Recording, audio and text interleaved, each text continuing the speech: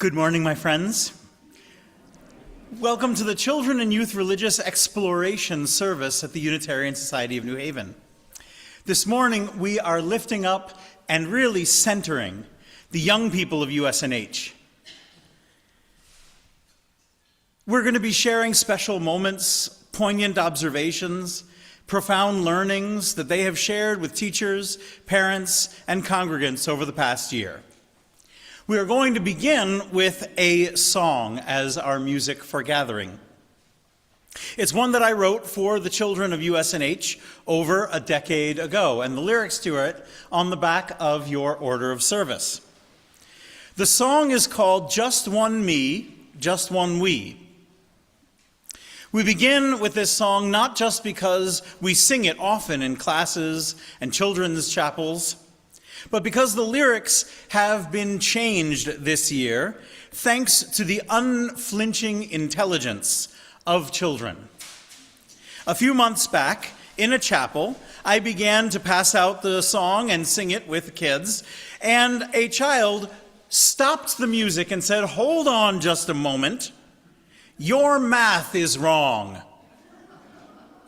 I had originally written the song, like I say, about in the year 2014, and it used to say there are 7 billion people on the planet, but there's just one me, which I think was just about true at the time. This child pointed out that the population of Earth has now by far passed 8 billion. So we began to sing the song, "There are 8 billion people on the planet," but I've received further feedback that we're getting closer to 9.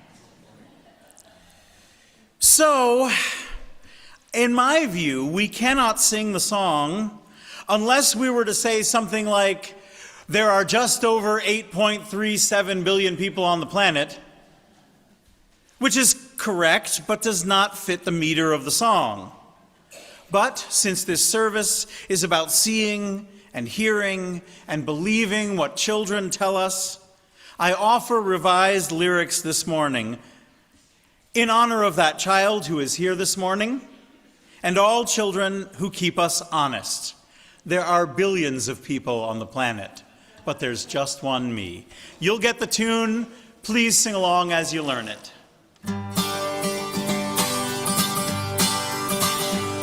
There are billions of people on the planet, but there's just one me.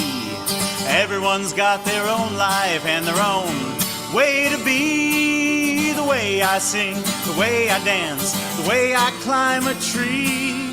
Billions of people on earth, but there's just one me. Now try that first verse with me. Sing it again now that you got it. Billions of people on the planet, but there's just one me. Everyone's got their own life and their own way to be. The way I dance, the way I sing, the way I climb a tree. Billions of people on earth, but there's just one me. Oh, you sound great. There are animals and plants and all the fish in the sea. Clouds and sky and water and wind blowing free. There's a moon above, solid ground beneath my feet. Billions of people on earth, but there's just one me. We got tall and short and big and small wherever they can be.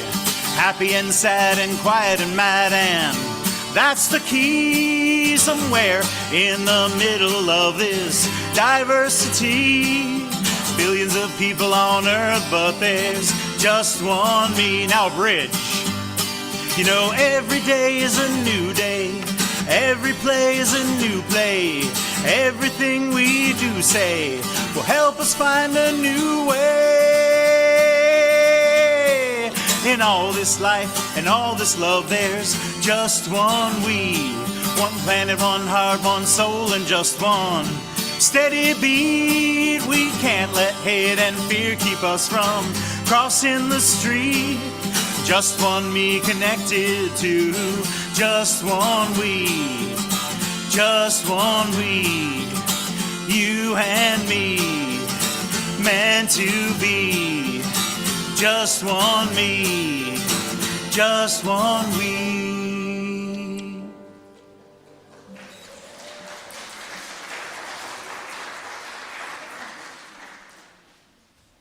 I'd like to invite Ren up to give us our welcome and our morning announcements. Good morning. My name is Ren, and I just completed the OWL USNH class. It is my pleasure to welcome you all to this safe, open-minded place where all are free to seek truth and meaning. But before we even think about finding the truth and meaning, there are a few announcements to share. Today's monthly adult RE discussion circle has been canceled due to a congregational meeting. Ugh. However, please join me and other children and youth of USNH after this morning service for a readathon fundraiser. Children will be reading on the stage in a social hall from after the service until the congregational meeting hall starts. You are invited to get coffee and snacks in front of the stage and drop donations in the baskets on the snack tables. See your newsletter or for other ways to donate. You may also stop by a different table in the social hall and write a card for our departing minister, Reverend Stephen Kendrick, and donate towards his parting gift. Lastly, the congregational meeting will convene at noon today, right here in the sanctuary.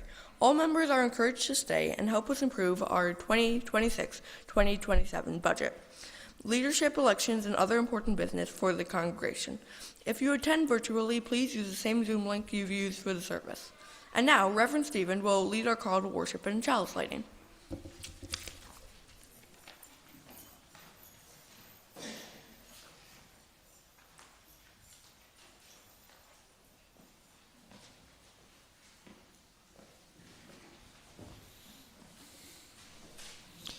Our call to worship this morning is from Gary Kowalski. He is a UU religious exploration curriculum developer, a very fine Unitarian Universalist minister, and he was in my class many moons ago at Harvard Divinity School. Gary writes, "Children, widen the circle of our being in ways that are limitless. Every baby that's born connects us to our history, our own parents, grandparents, and unknown forebears who brought new life to the world. Every baby that's born links us to the future, to a world yet to come that belongs to our descendants and that we hold in trust for our prosperity and our posterity whom we will never know. Each child connects us to nature, to the innocence and exuberance of a world always hatching newborns, kittens and pups and lambs and babes. Each child reminds us of the kinship we share with people of other lands and races who love their young as purely and tenderly as we do. Each child connects us to the universe, to the holy mysteries of birth and death and becoming, from which we all emerge. Children widen the circle of our being in ways that are limitless." And Jesse will now introduce our opening hymn.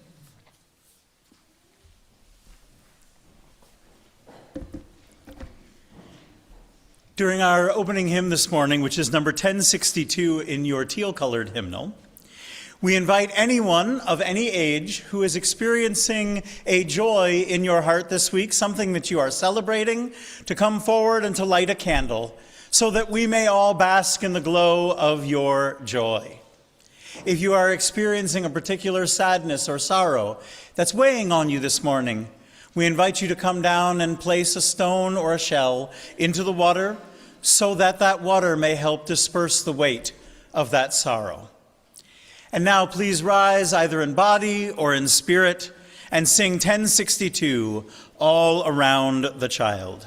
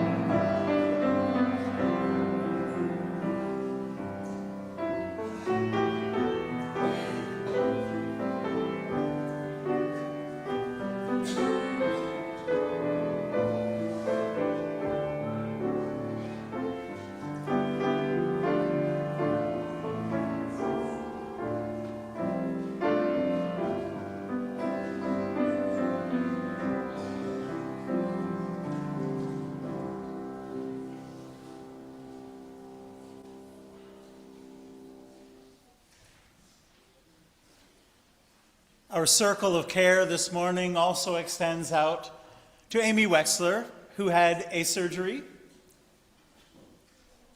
this week and is recovering at home.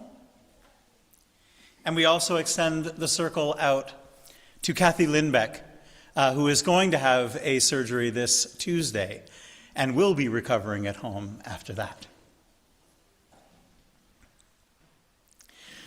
That last verse from the song struck a chord in me. A vision for humanity all around the child.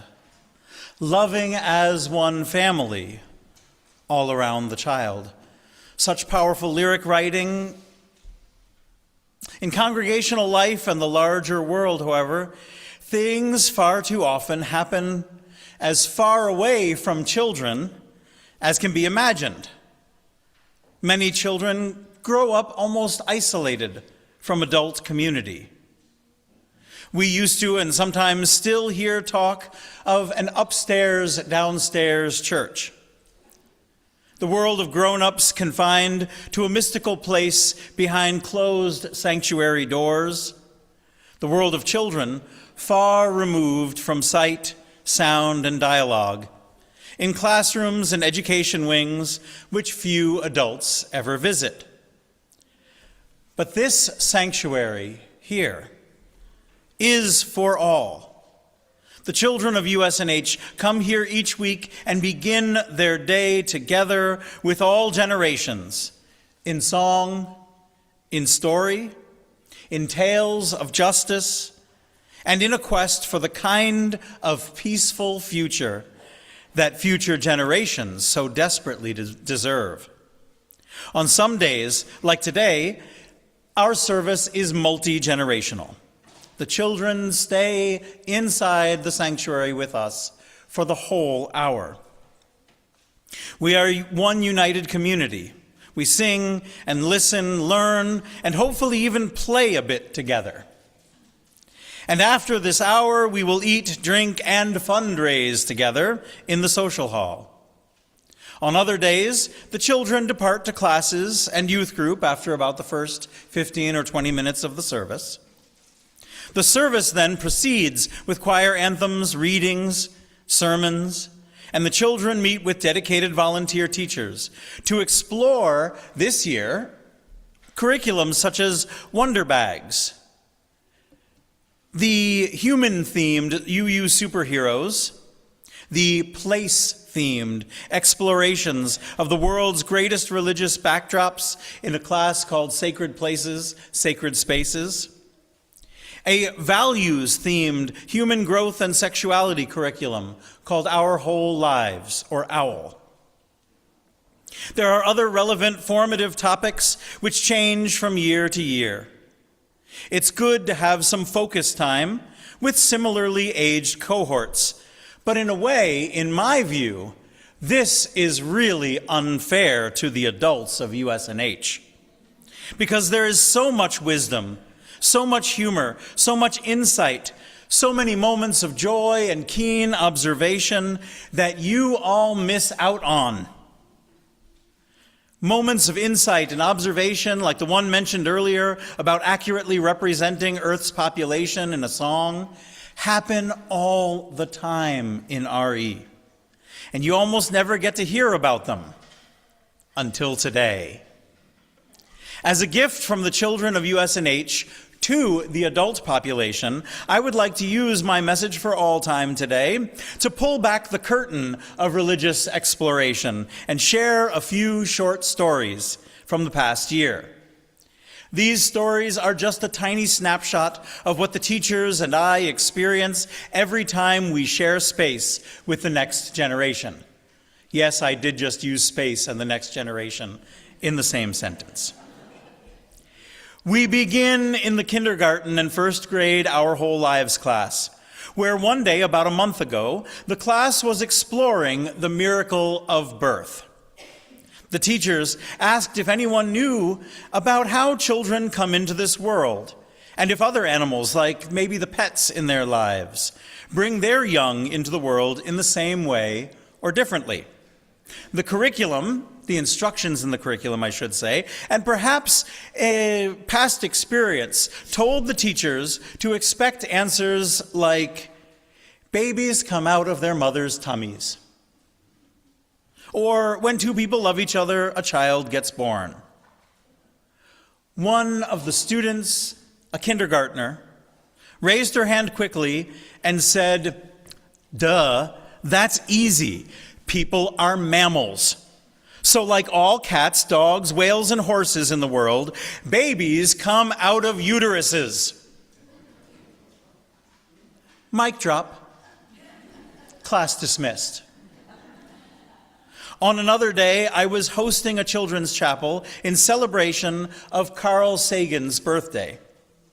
Knowing how many children at USNH are fascinated by space and the universe, I planned a service around big questions about our place in the vast cosmos. And one of the activities involved showing a series of pictures of creatures.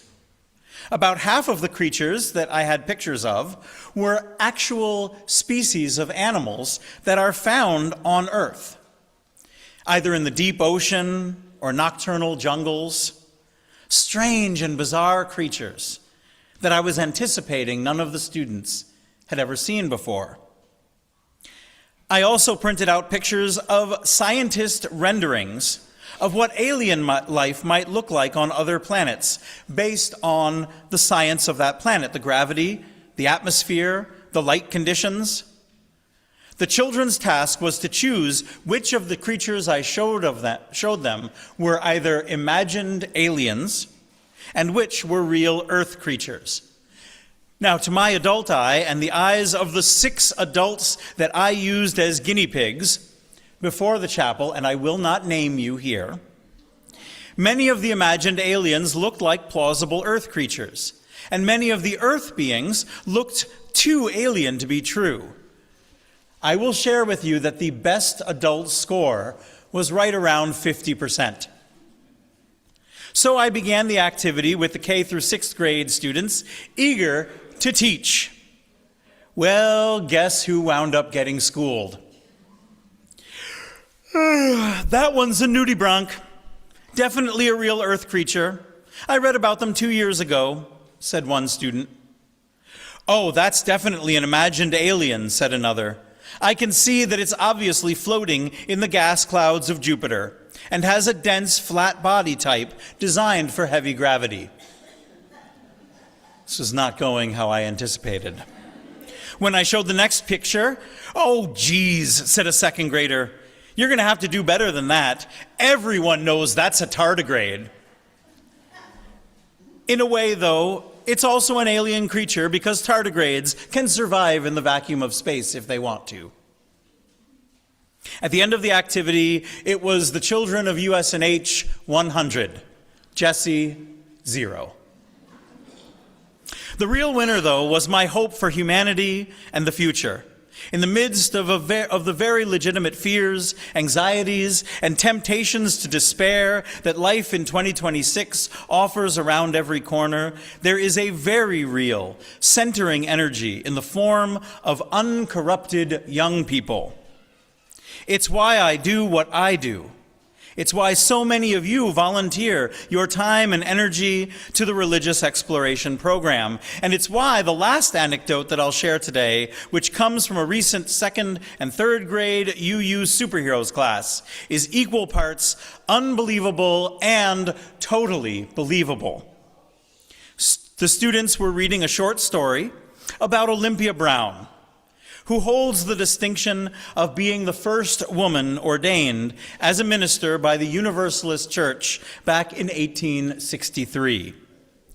The teacher of the RE class, Mary Beth, shared that while Reverend Brown broke many barriers, when she accepted a job as the minister of the Universalist Church in Bridgeport, Connecticut, many people in that congregation absolutely did not want a woman to be in charge. So the board, while accepting her ministry, offered her a very low salary, just under half of what the previous minister had earned. before Mary Beth could go on to share that Reverend Brown's time in Bridgeport was quite difficult and was cut short and full of tension, one of the third graders raised her hand and said, "If I were Olympia Brown and they offered me half the salary of a man minister, I would look them all in the eye and tell them that from now on, I will be giving half a sermon each week until they wake up." So, my friends, I hope we can agree that children should be seen and heard and believed. Know that they know what's what. They are equal partners in our shared spiritual journey. We've heard just a few of the many ways that they have proven themselves to have as much right as any of us to be here. If you want to hear more or create your own stories with them, talk with them. Become an adult buddy when we run next year's program. Listen when they share their wisdom. Sign up to be a religious exploration teacher. You just might learn something. Amelia?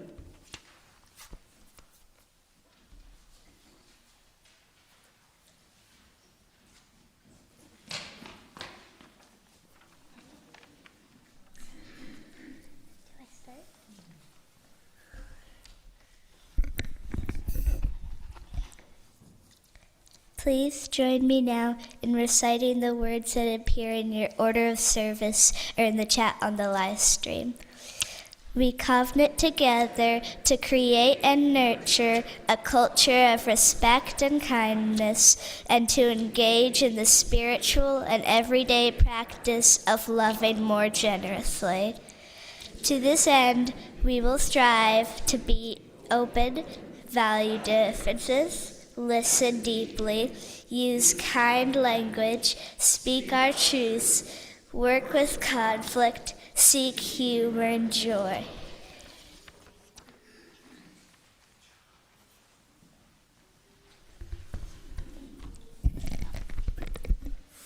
One of the things that looks a little differently from some of our children's services up in the chapel to some of the meditations here is that a lot of our meditations or prayers when we are upstairs together involve our whole bodies.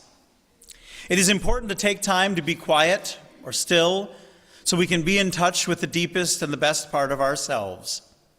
This is often called prayer or meditation.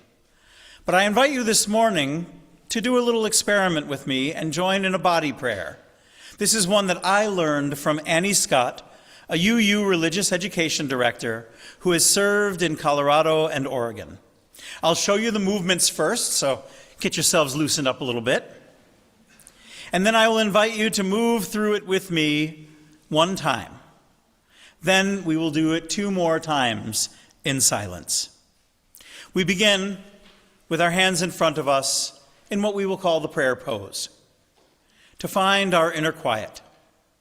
We then raise our arms up high to open ourselves to the Spirit of life, God of love, and we bring our hands back down to our hearts to affirm the strength of our inner voice.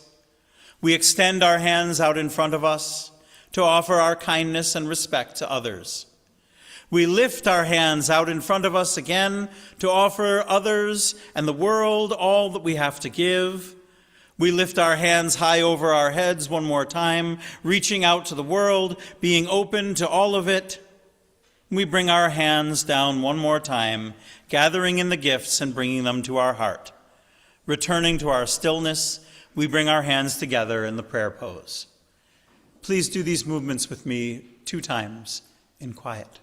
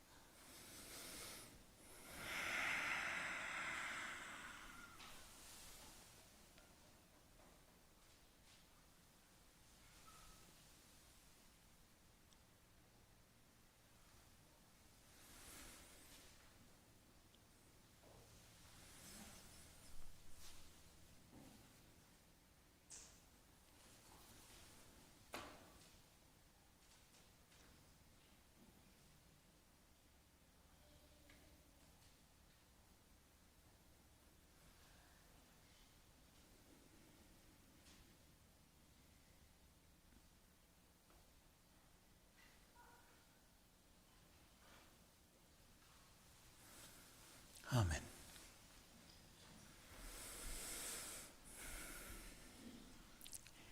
Each week we lift up the spiritual value of the different great works of this congregation through an offertory, a collection. This week I have a surprise for our ushers because I didn't get to tell them about this beforehand. But there are going to be some children who are going to walk with you and help pass the plates on.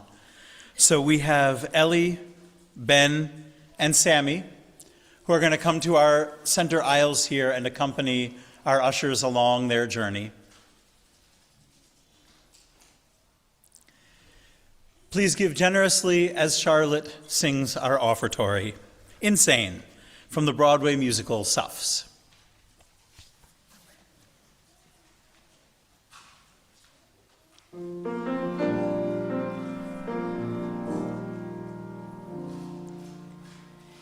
You think I'm insane?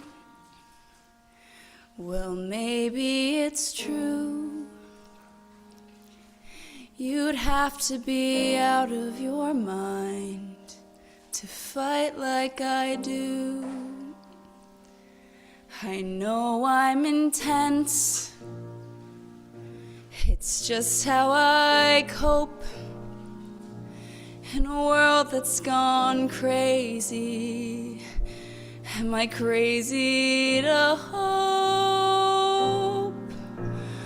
All I've ever wanted is to change things for the better, for my mother, for my friends, for every loud little girl like me, for the freedom that I dream of. I would do anything, but should you have to die to be free?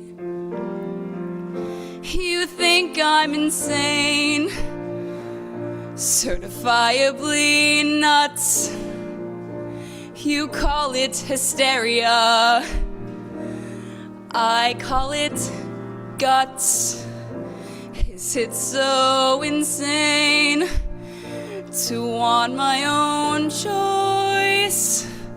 Wouldn't you be hysterical if you had no voice? Oh, all I've ever wanted is to change things for the better, for my mother, for my friends, for every loud little girl like me.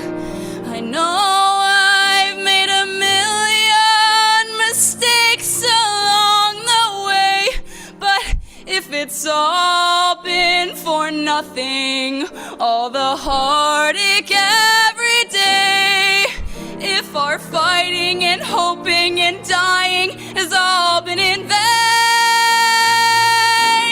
I'll go insane. I'll go insane. I'll go insane.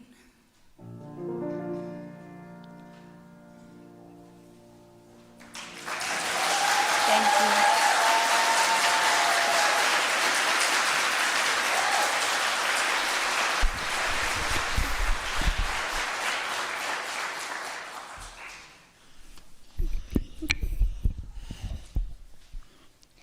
What Adults Can Learn from Kids by Dora Svitak.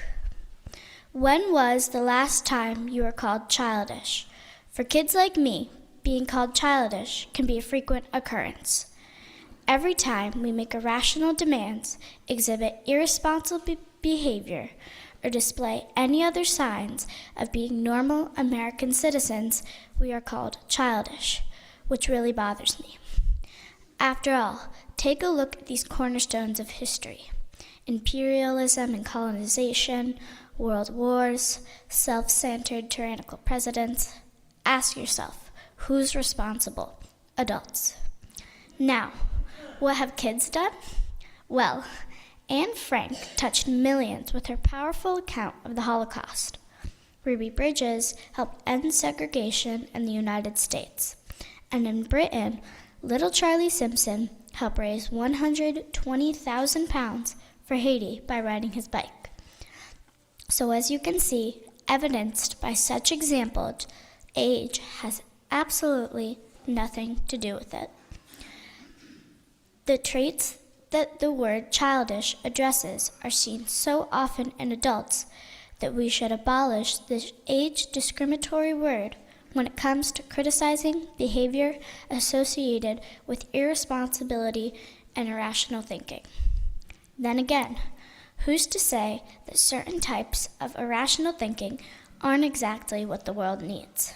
Maybe you've had grand plans before, but stopped yourself thinking, that's impossible, or that costs too much, or that won't benefit me. For better or worse, we kids aren't hampered as much when it comes to thinking about reasons not to do things. Kids can be full of inspiring aspirations and hopeful thinking. If we wish to see a world which no one goes hungry or every essential like healthcare is free, we believe we can make it happen. How many of you still dream like that and still believe in the possibilities?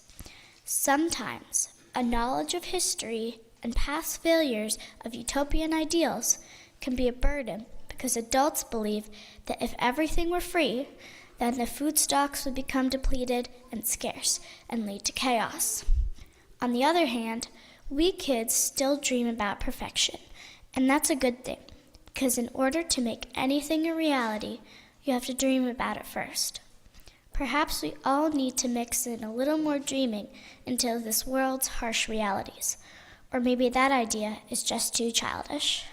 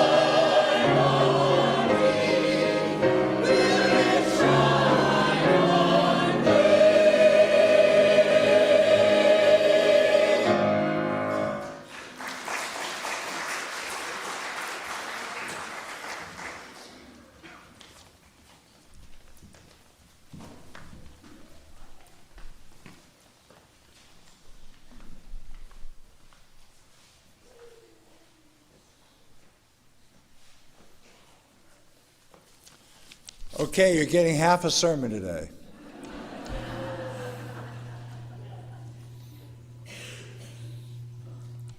I'm going to miss this a lot. I'm going to have a similar pulpit installed in my home in Farmington. So when I come down to breakfast, I get to lower it, up it. That's great. The Unitarian Universalist minister Clark Dewey Wells was a fantastic writer, and he produced readings that just got into the bloodstream of the movement. And this is one of my very favorite stories. I've loved it for a long time. Several years ago, and shortly after twilight, our 3.5-year-old tried to gain his parents' attention to a shining star. The parents were busy with time and schedules, the irritabilities of the day and other worthy preoccupations. Yes, we see the star, and now I'm busy. Don't bother. On hearing this, the young one launched through the porch door, fixed us with a fiery gaze, and said, "You be glad at that star." I will not forget the incident or his perfect words. It was one of those rare moments in life where you get everything you need for the good of your soul. Reprimand, disclosure, and blessing. You be glad at that star. Well, on Friday, something unusual happened. Not many 83-year-olds release records that immediately go to number one, but Paul McCartney did it in his new CD, Boys of Dungeon Lane, laden with memories of his past, but new, innovative, deeply melodic music. And I was reading a review and it said, what an unusual musician he is, because from the very beginning, the note that runs through his entire work across decades is a very simple thing. The reviewer said, wonder. And it's really true. It made total sense. The sheer joy of that music, his boundless gift and sustaining surprise of each melody, even his love song, the greatest I think he ever wrote, Maybe I'm Amazed. That sense that he wrote about his own childhood in Liverpool. Penny Lane is in my ears and in my eyes. There beneath the blue suburban skies, I sit and lean while back. That gorgeous music that lifts you every time you hear it. And even as he ended Saturday Night Live a couple weeks ago, with the unusual honor of being able to do a third song, coming up, you want peace and understanding so everyone can be free? You know that we can get together, we can make it stick with me. Coming up like a flower, coming up. Well, this is a homily, which means an hors d'oeuvre and not the entree. But this sense of wonder has just not left me alone. In fact, I was sitting at the breakfast table with Liz, and I looked up, and there by the window in front of the sink, wisdom begins in wonder.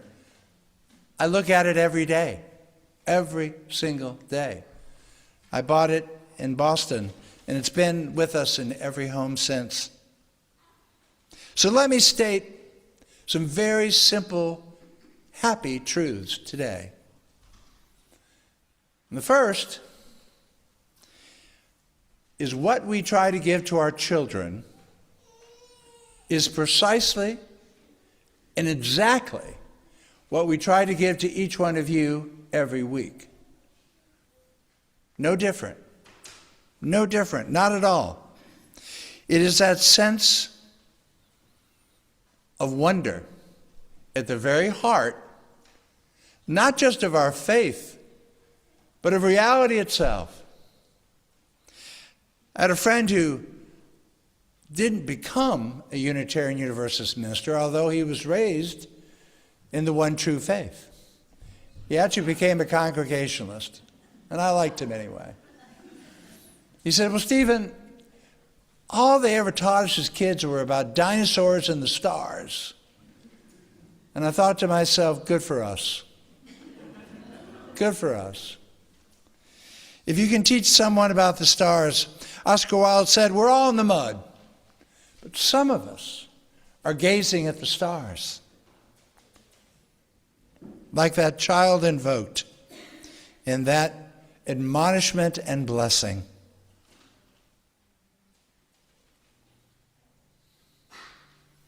We need those stars. We need that shine. We need that evocation of wonder, especially in dark times. So we offer our children a vision of beauty and of caring, the dimensions of a world so wondrous that it's really worth saving.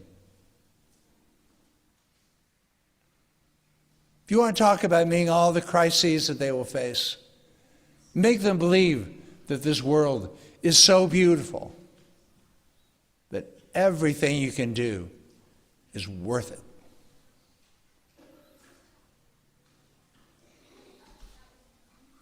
Wonder gives us that. That's what we try to give them each week. From every class, into the adult education, from the music and the sermons. It's all about an evocation of a sense of wonder, because you didn't make this world, you didn't make yourself. Here you are, and it's all a gift. Our theology is so blessedly simple. And the second thing I want to say is it is this wonder and not doubt that lies at the very heart of our Unitarian Universalist faith. Now, in a time that is so thick with lies, constant tsunami of lies, it's good that we bring our sense of rationality, our sense of trying to understand this world and find out what's true and what's not true. But at the very heart of things, it's not our doubt. Abraham Heschel, the great writer of Jewish prophetic tradition, said something really true. He said, it is wonder rather than doubt that is at the root of all knowledge. Doubt allows us to test. Wonder takes you into the darkest corners so that you may see at last the light. That you can be glad at that star. Yeah, we need our brains, but most of all, we want curiosity as well as courage at the very heart of all we do here. That's what we try to give our kids, and that's what we try to give each other. Oh, and at the end of McCartney's album, there's a song near the end. It's called First Star of the Night. It goes, first star of the night shows her light to me. And I know my little world is still all right. Yes, that first star of the night. The deepest message of all, the transcendentalist message from so long ago, that all is one. One heart, mind, soul, body, nature, one love, found in that one star.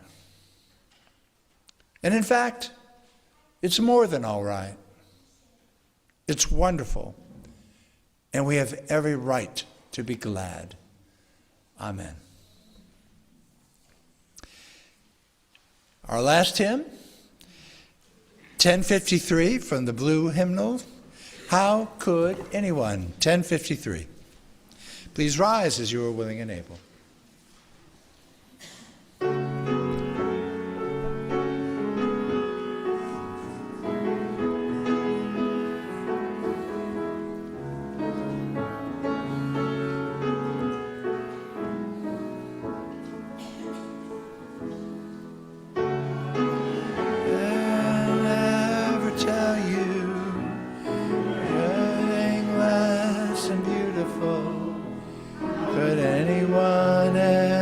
tell you you were less than whole. How could anyone fail to notice that your loving is a miracle? How deeply you're connected to my soul. Anyone ever tell you you were anything less than beautiful? How could anyone ever tell you you were less than whole? How could anyone fail to notice that your loving is a miracle? How deeply you're connected to my soul.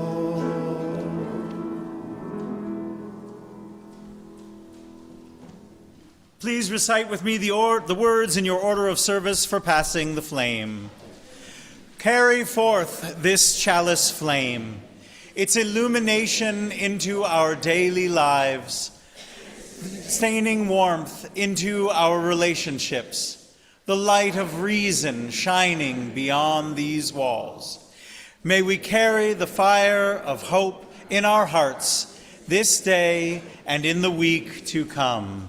Friends, in the Wild and Precious Life service in January, our child speaker, Gracie, preached that having values includes doing the things you're not sure you can do, striving to be whoever and whatever you want to be in life, knowing that art and music make the world a better place simply by existing. More than anything else, she told us that helping others is the greatest good. Her words and her leadership represent the best of Unitarian Universalism and should be guides for us all in our ongoing quest for truth and meaning. May it be so.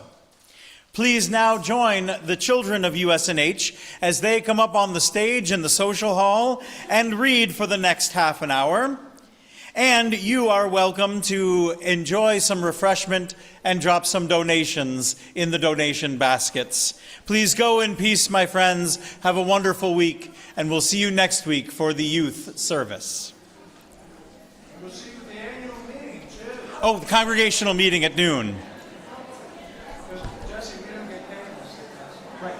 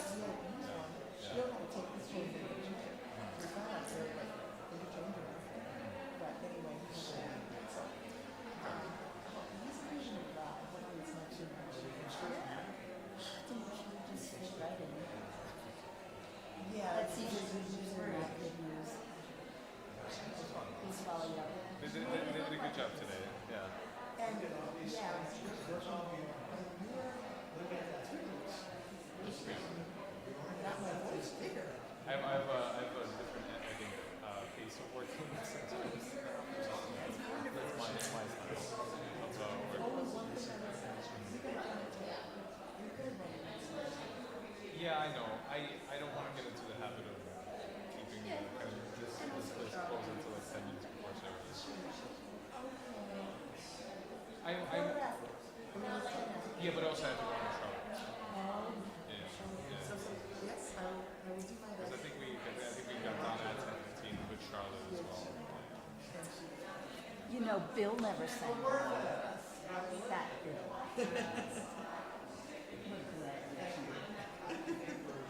There's one thing I would have done differently, I should have done differently, which is I should have actually put the tenors on the bass line in the beginning when there goes into duets.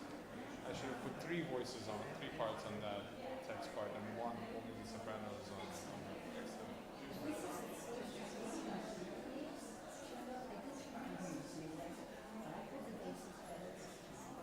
Then I think maybe never experiment with them. I think that's because of the way we do our diction better.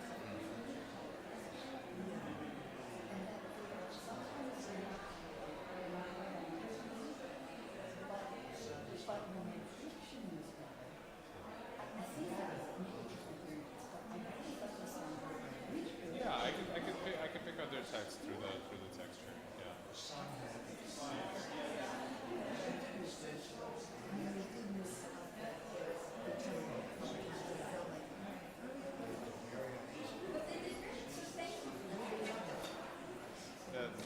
As long as the audience is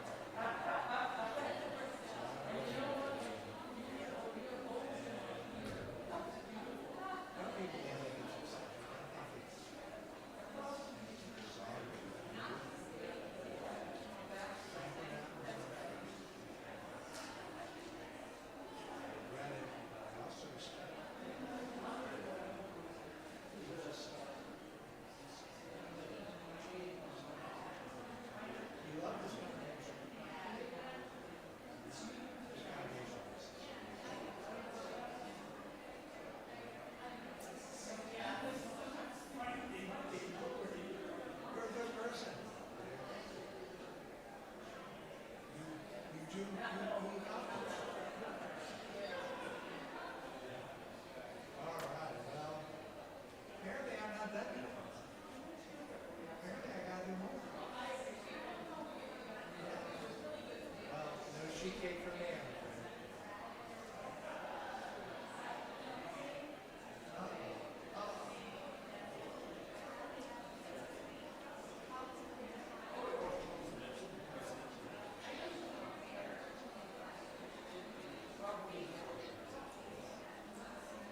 Sue. Right. So, do we have like a order of service for this day? I didn't know whether you wanted me to do a separate opening or separate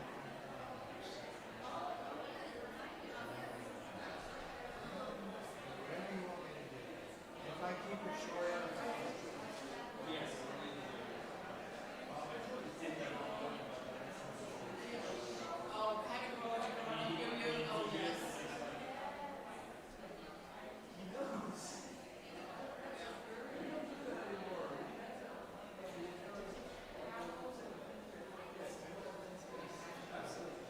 So David, be lucky you got that switch.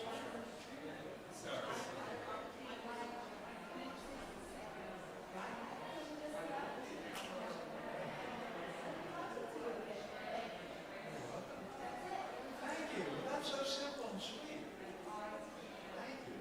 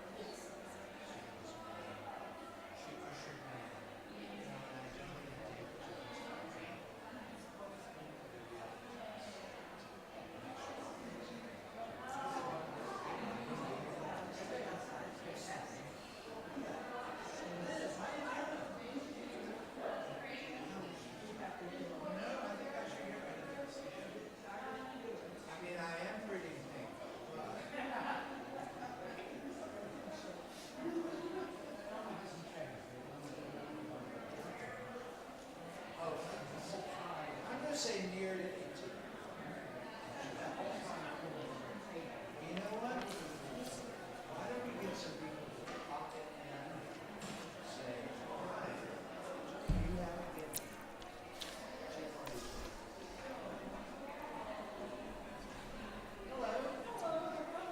Quick notes.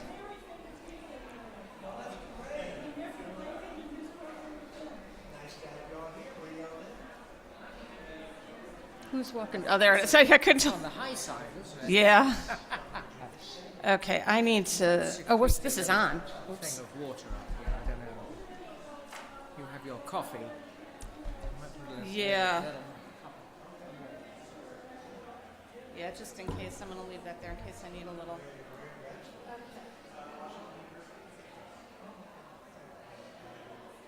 Associate Minister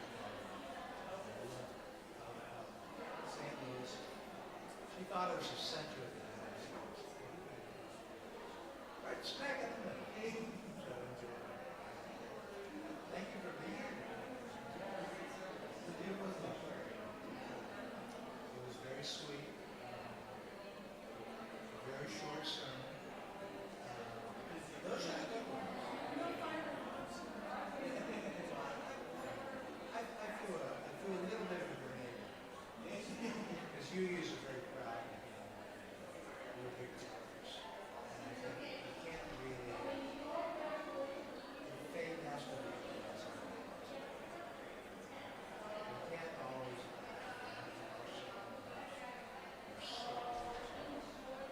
wonder is a good thing.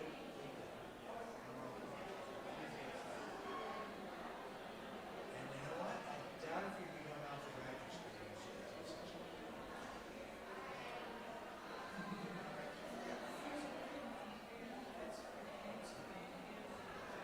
That's good. We need docs.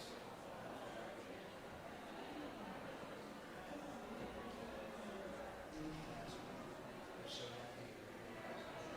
Sorry you don't live in New Haven. So we can hurt you.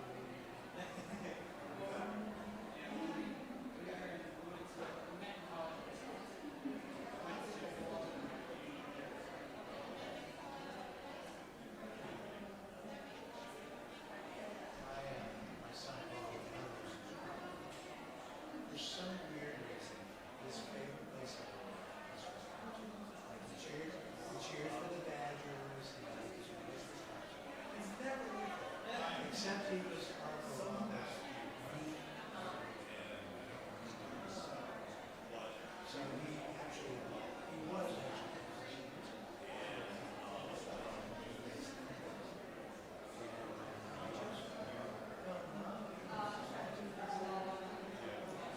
The only thing I know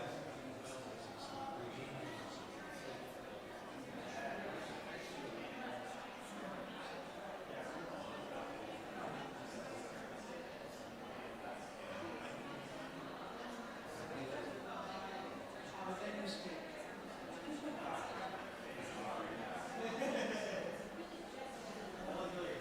Thank you. Very nice to meet you.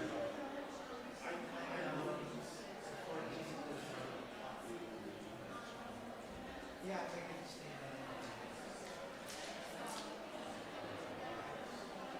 I've given up on the faith. I'm going to have oxygen. Someone said to me in the previous oh, you're going to have a replacement or something. And I said, yeah, because I'm going to that's just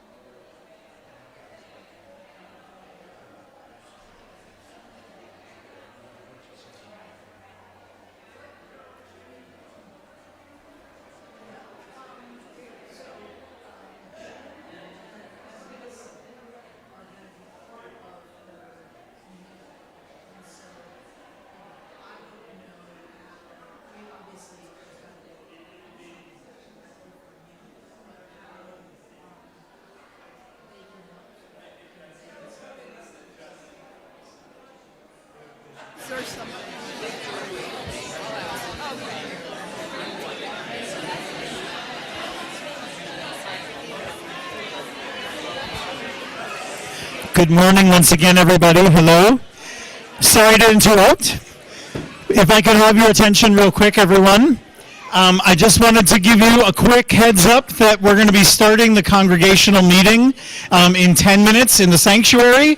We are about to wrap up our fundraiser up here, so if you haven't had a chance to support our education fundraiser, which goes towards the Waverly Summer Reading Program and our Pen Pals education in the Philippines, our baskets are still here for another 5 minutes.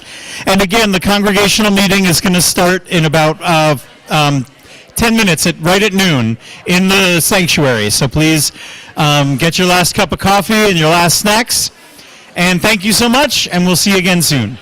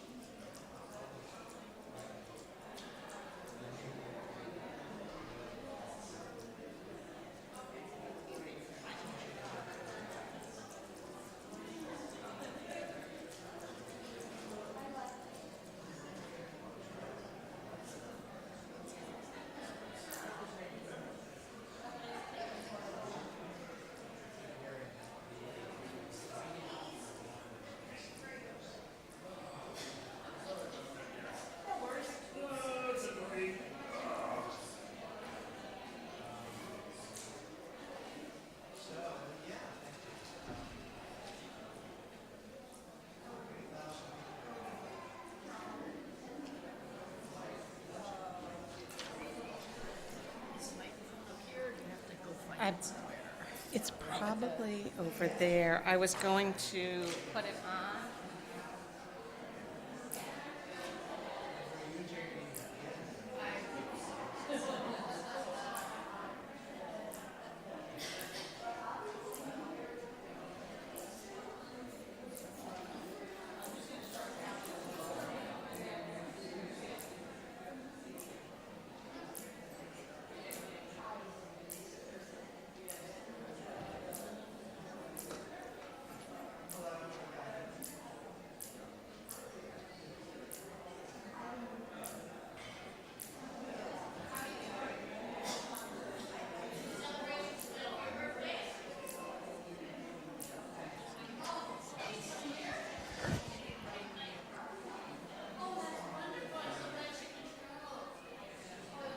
Oh, That sounds like it's working. Thank you so much. Okay. I'll make sure I don't talk before.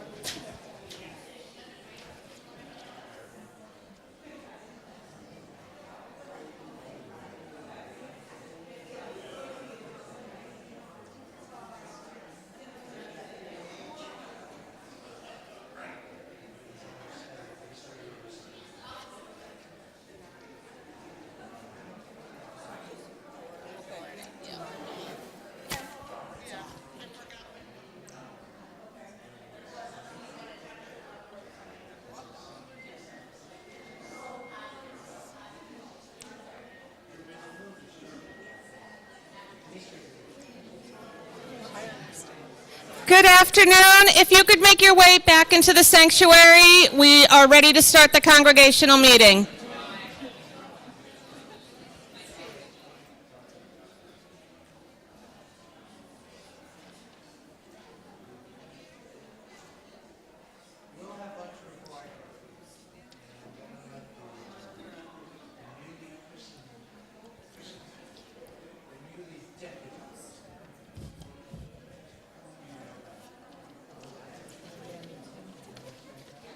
They hit us up early for it.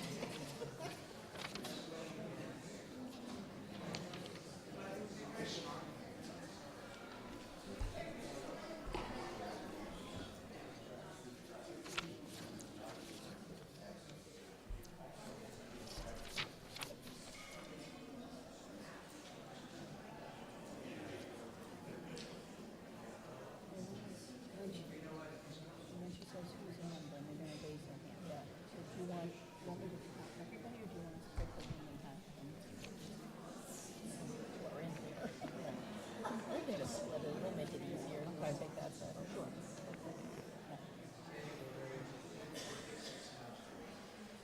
No, I think there's gonna be like.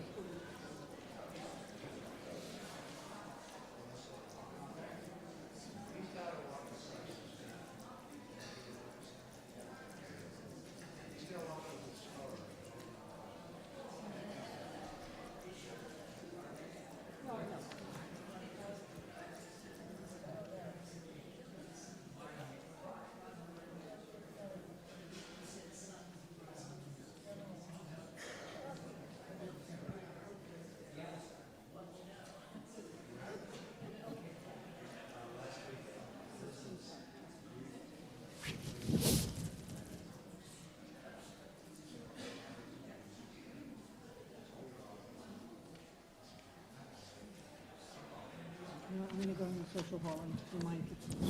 Yep.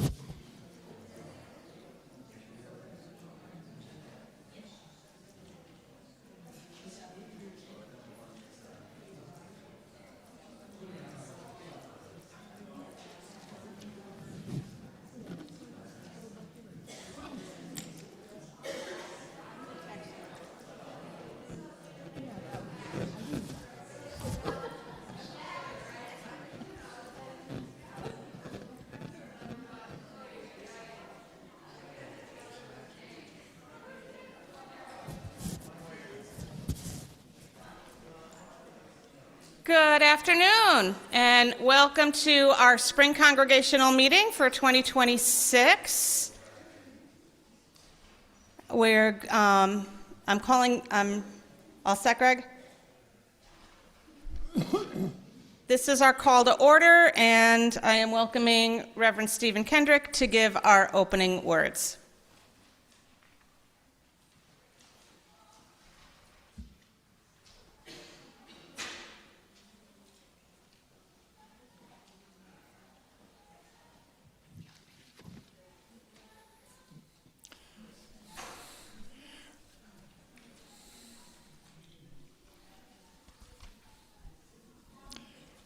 Our opening words are from the Unitarian minister, Marian Hatchin Cotter.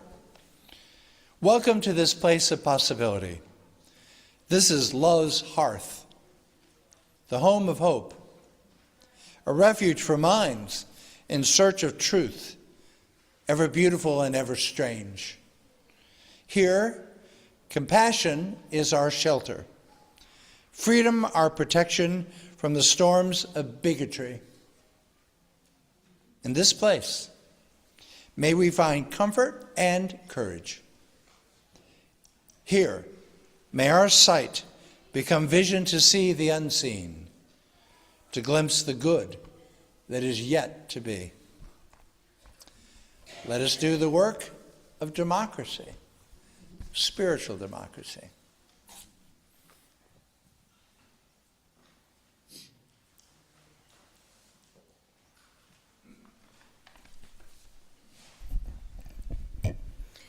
Our covenant puts our values into daily practice, the commitments we make to one another as we build a community rooted in respect, care, honesty, and generosity of spirit.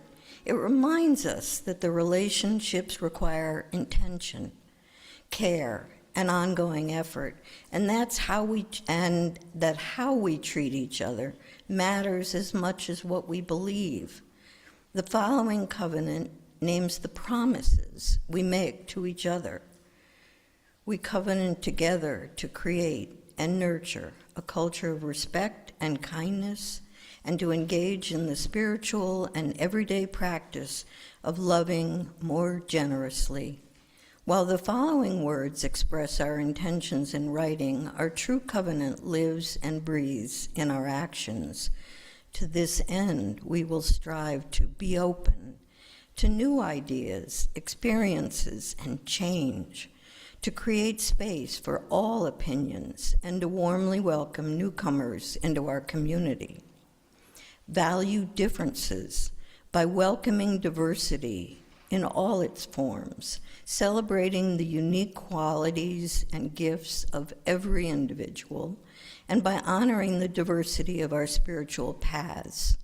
Listen deeply and honor others with our full attention, seeking to understand and assuming good intentions.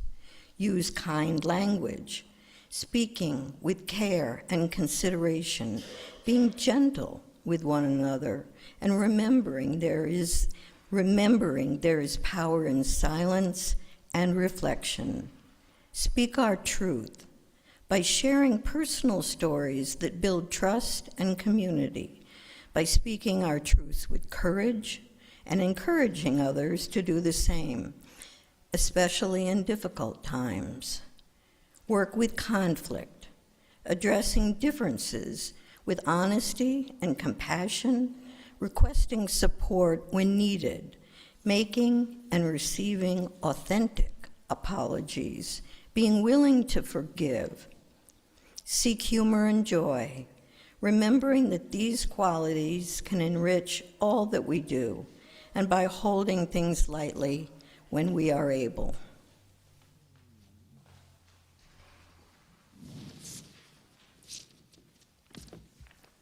Thank you, Bobby. We would like to establish a quorum. If you are a member of the Unitarian Society of New Haven, if you could raise your hand, we can get a count.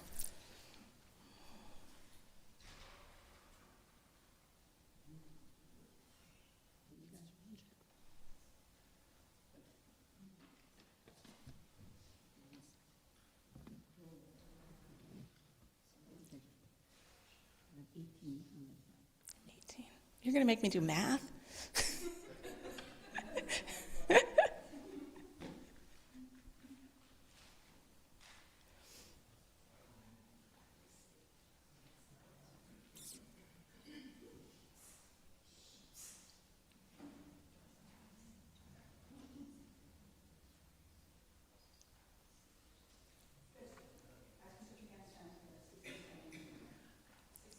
Plus the 18? Oh, you did the math, okay, 67, okay, so our plus 3 on Zoom, an even 70, we have established a quorum. Whoops, and I forgot.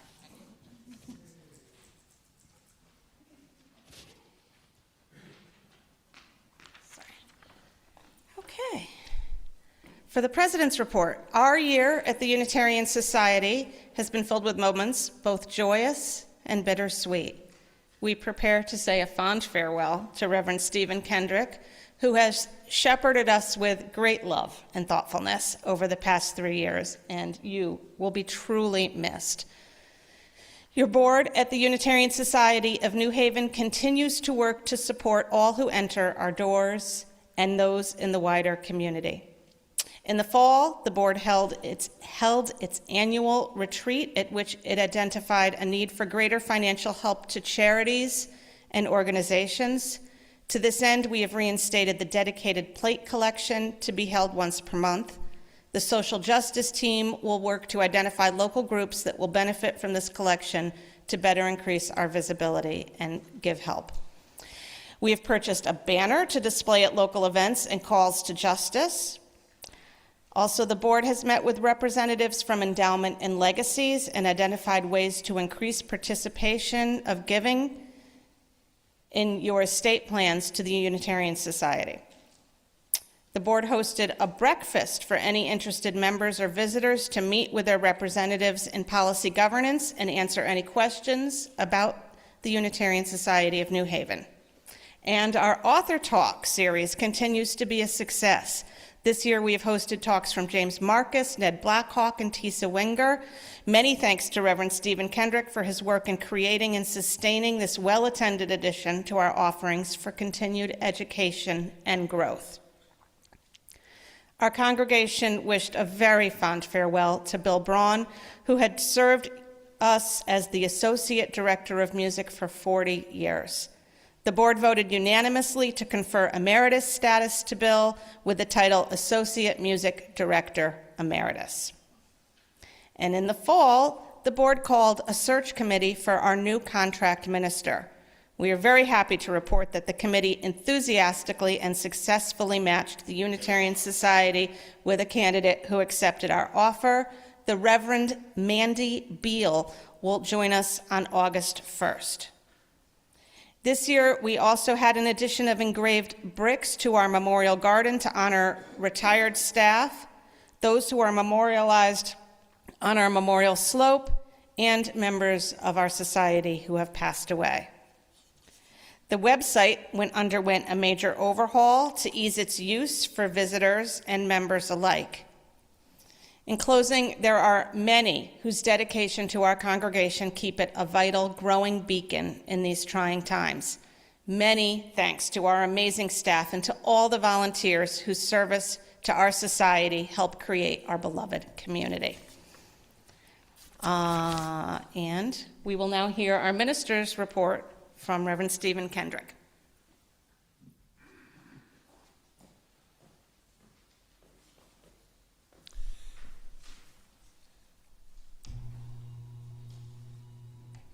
It has been often said that Unitarian Universalism is a midway point between Methodism and golf. And you all took a huge swing when you took pity on a poor retired minister living in the wilderness of Farmington, Connecticut. And I'm not going to take a lot of time rehearsing familiarity of story which you have known, because it's lasted for 3 years, except I want to say that it has gone in an absolute blink of an eye. It is absolutely impossible for Liz and I to reflect that we've been here for 3 years. It seems like a month. It just all happened so quickly. The most important point that I want to make today is not about the past, but rather setting a firm, resolute, and positive orientation to the future. And Reverend Beal's arrival in the first week of August. Virtually everything I've done in these 3 years has been oriented towards that goal, which was no assured thing in this current Unitarian Universalist climate. Many of our congregations are indeed suffering, and we have a profound lack of ministerial candidates across the country. But you all threaded the needle. You got someone smart, experienced, and utterly committed. And I couldn't be happier for you. I will be sending out a pastoral letter of farewell in some weeks, not yet, that will offer some suggestions for the care and feeding of a minister, especially the feeding part. The bottom line, be as good and as open as you were to me when I arrived on that hot little mid-August Sunday. The main thing is to resist evaluation. Just live with her. Just be with her.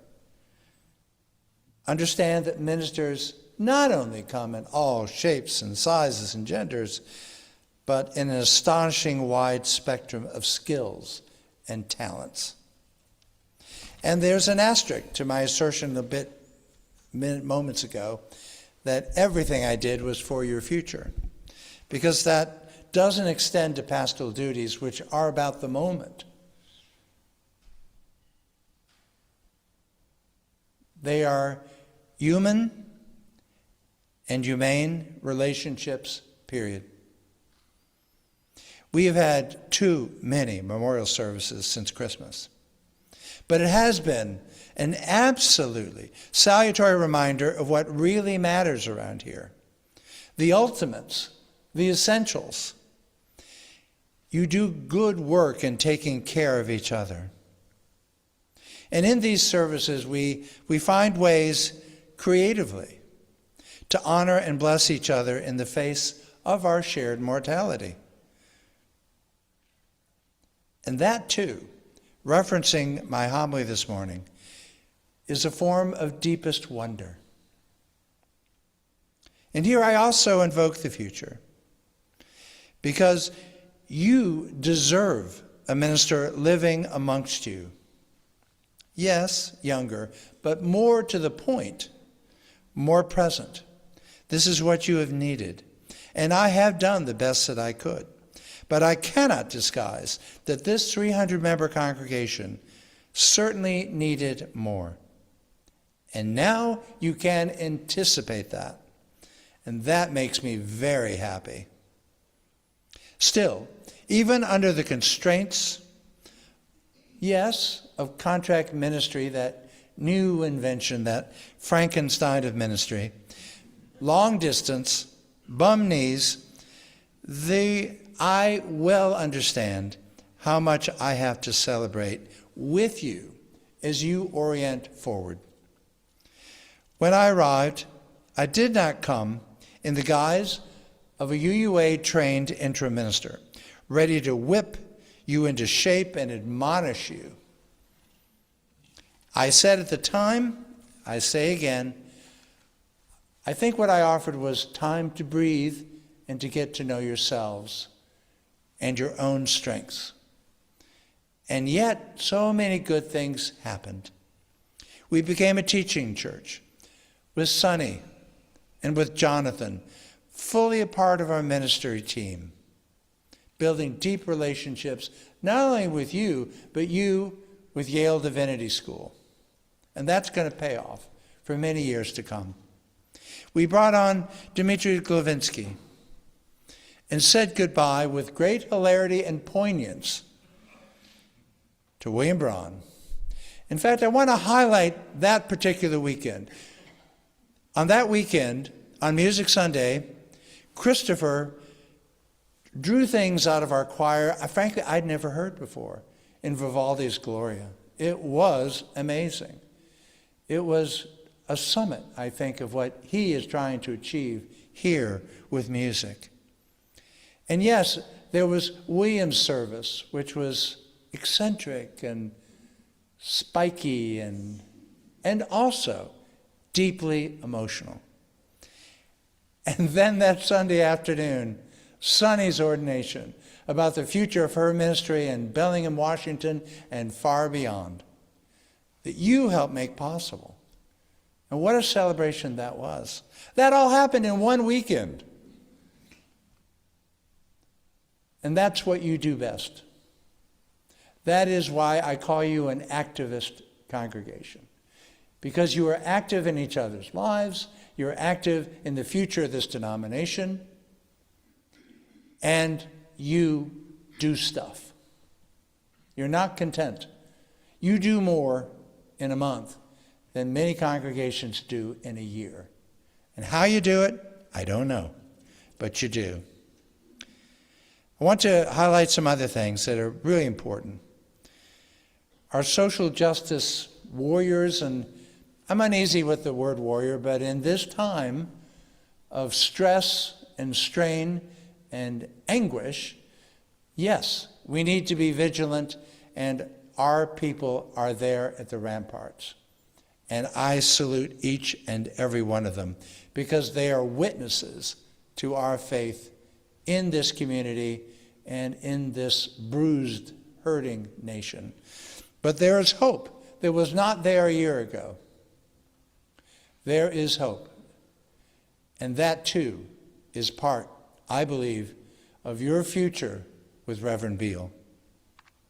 We transformed Jesse's job and his title and even augmented his salary to more accurately reflect his true worth and standing among us. And that is very, very good. And we brought on Libby. And unlike so many others, this congregation has grown in new membership and with her work with the Connections team. And more needs to be done here. We understand that. But my chief take is that your potential is vast. Hamden, New Haven is one of those unique places in the country where Unitarian Universalism can grow. That's your job. I was just talking to Larpedia just a second ago.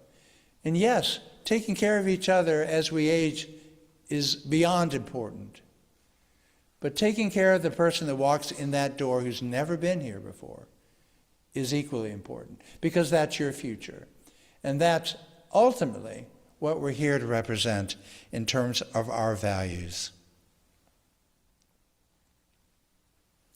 I've spoken to Mandy, and she's really looking forward to working alongside a great team. What Jamie does here is vast, uncountable, and uncontrollable. And I've already invoked Jesse and Oscar and Antonia and this great musical staff. She understands that this is a great staff. You may not likely properly understand the insane work ethic that this staff brings to their everyday task. But I think you do know that they love you very much, and that's why they work so hard.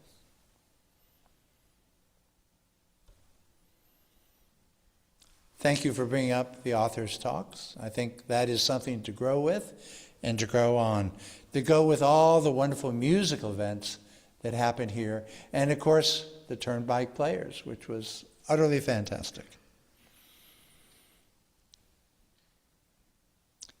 And in this report, I would be utterly remiss not to acknowledge a truly dedicated and insanely smart management team of Mark Bauer, and David Stagg, and Becky Freakin.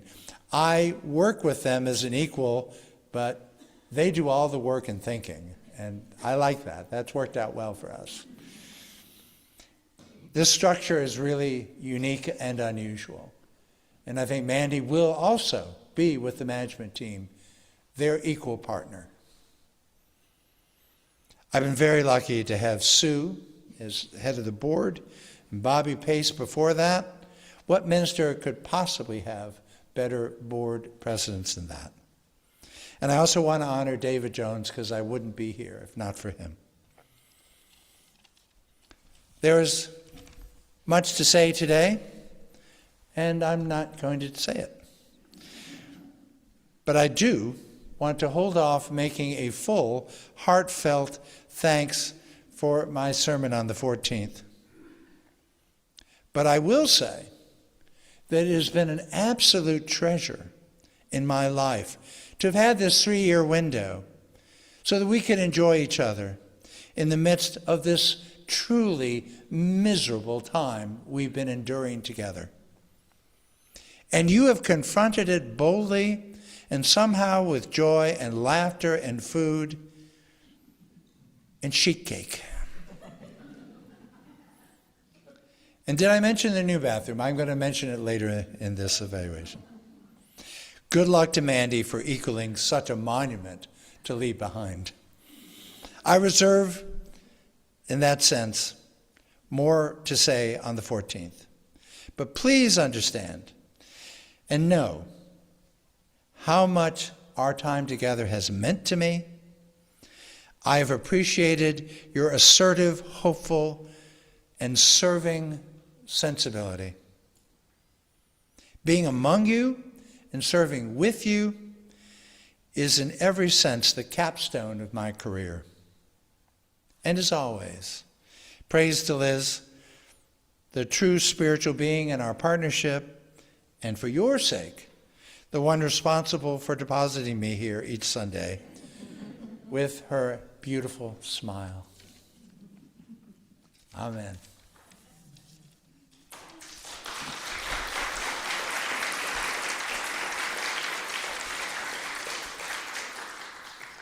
I hope I didn't leave anybody out. I hope not.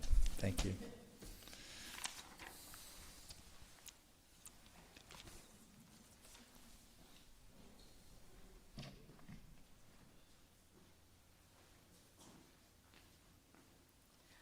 Before we move on to the financial weeds of what we need to talk about, I wanted to give voting instructions. If you are on Zoom, you can vote via the chat. In the room, if you are a member, you can raise your hand at the appropriate time. We're going to look for a majority, and if need be, take a separate count, but we'll be looking for majority when we do the voting. And right now, if David Stagg could give our operating budget presentation. Thank you.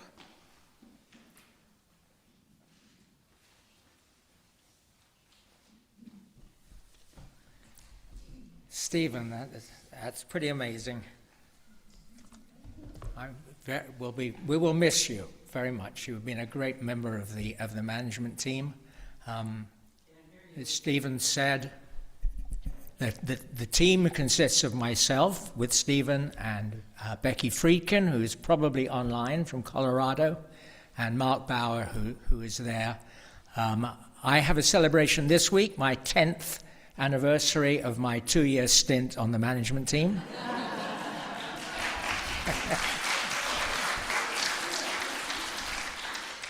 So I'm going to be talking about this sheet that I hope you all have that's got the colored stripes on it. There's a few here if anyone who would like it doesn't have it, but otherwise we will dive in. So that the sheet, if you look at it, that first green column is the budget for last year, and it's followed immediately by the results of last year when the books were closed at the end of June. The next green column is the current budget, followed by the actual numbers as of the end of March of this year, and the percentages showing the percentage of the current numbers against the budget. The blue column is the proposed budget for the next fiscal year, followed The blue numbers are the difference, the differences between the proposed numbers and the current budget. Everyone hearing me okay? I'm hearing this microphone popping a little bit, but if you can all hear me. Okay, maybe I'll move it down a little bit.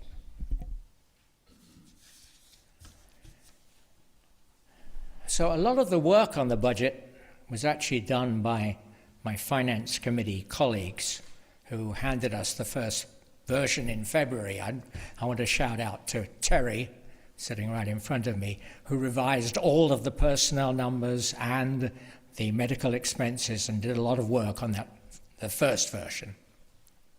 So we start with income. So let's look at item number 1. The numbers actually on either side of the sheet that you see, those item numbers, help us refer to individual items. And for anyone online who's looking either at the summary or at the full budget, the numbers are the same. So stewardship did an absolutely splendid job this year. Another shout out. We gave them a challenge of 510,000 and they met it. In fact, I'm told as of this morning, we have 512,319 in pledges there. We are expecting some extra pledges from new members and later in the year. So we're proposing 515 for the pledge total.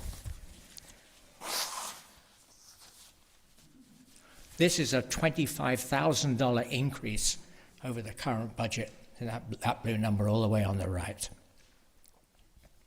So if we're continuing down the blue numbers in that change column, you can see that we expect that the collection plate, that's number 3, our daycare, that's number 5, other rentals, number 6, and fundraising, number 8, will all contribute $2,000 more than previously for the next year.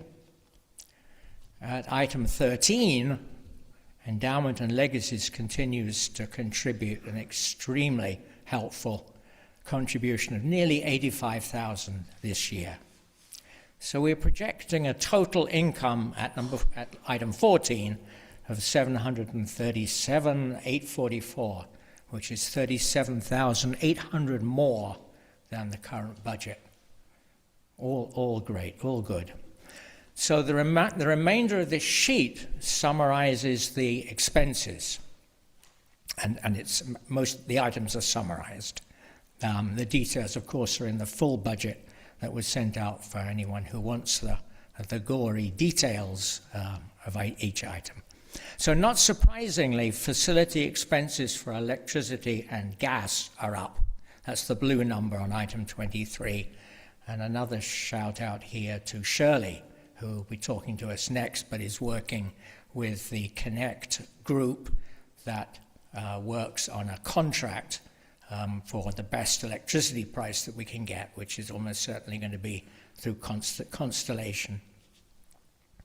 In contrast, the communication expenses at 32 show a significant decrease, and that's because we expect lower maintenance costs for our new website, which was developed by Becky Friedkin and Laura. If Laura Patey is here, it's another shout out. That's great. So at 57, we see that finance expenses have increased by 2,000, and that's mostly, I think almost entirely due to increased insurance premium. That along with facilities is always going up, it seems. So the personnel section down at 58,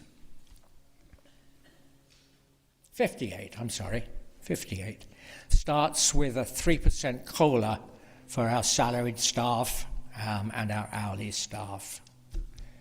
Now, I'm glad that everyone is sitting down because we need to look at 62.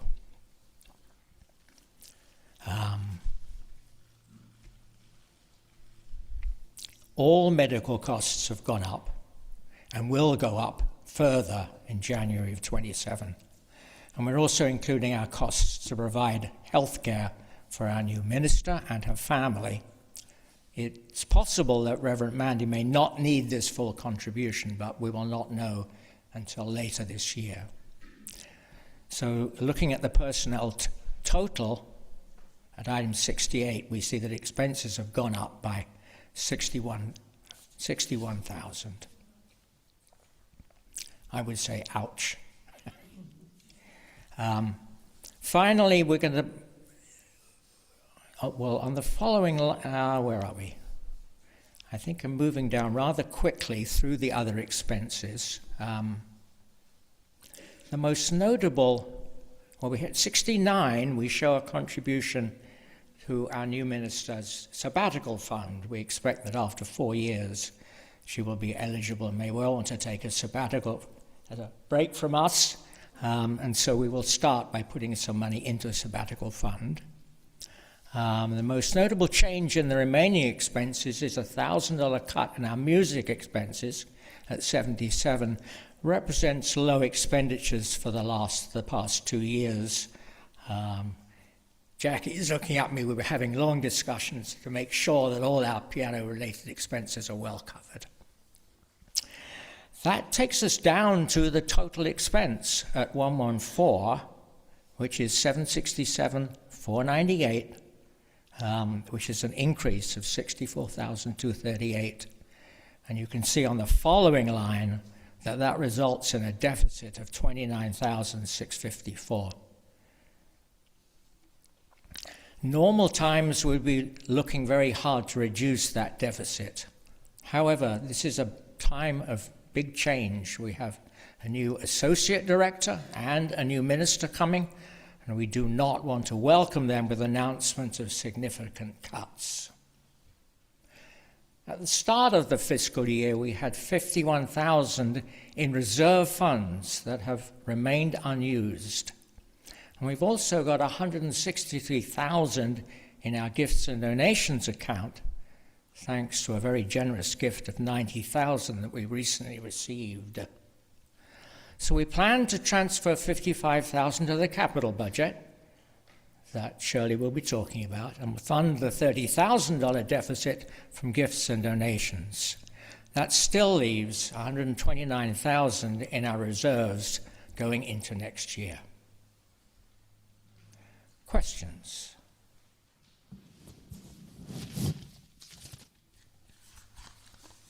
Any questions? No questions?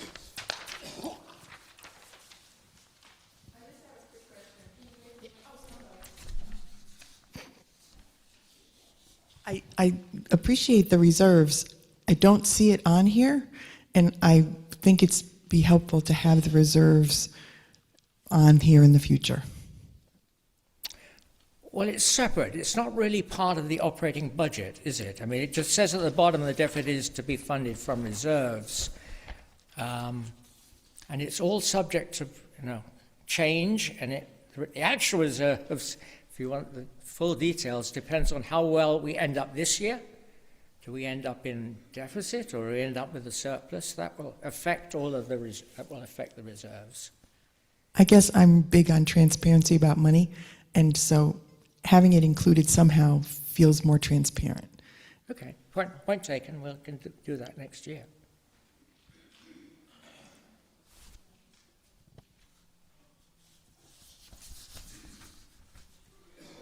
Just a question about the ministerial intern. Is that included under personnel, or where is that? It's under personnel? It's included under personnel, and it actually went up just recently because Yale is cutting back and not making a contribution to the expenses there, so it's showing the full expense. Okay, thank you.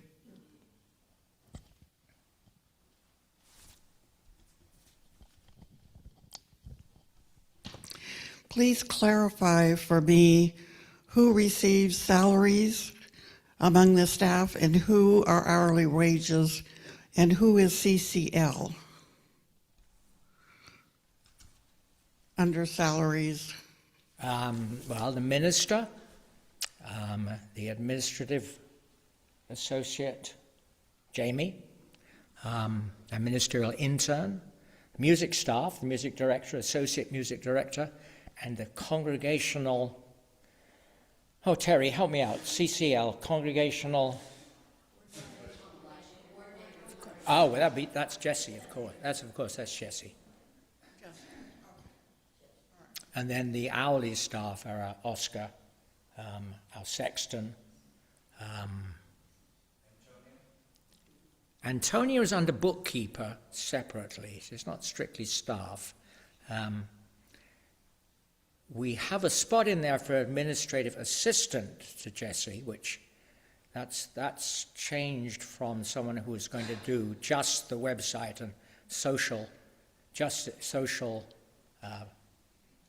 presence. We will be working on, I think, a full job description for that and looking for someone there. And we have childcare workers who work, downstairs on a Sunday for our childcare. I think that's it. Can't hear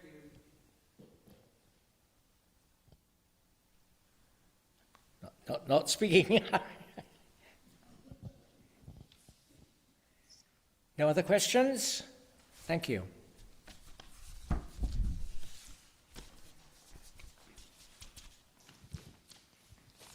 I'll invite Shirley down to give the capital budget presentation.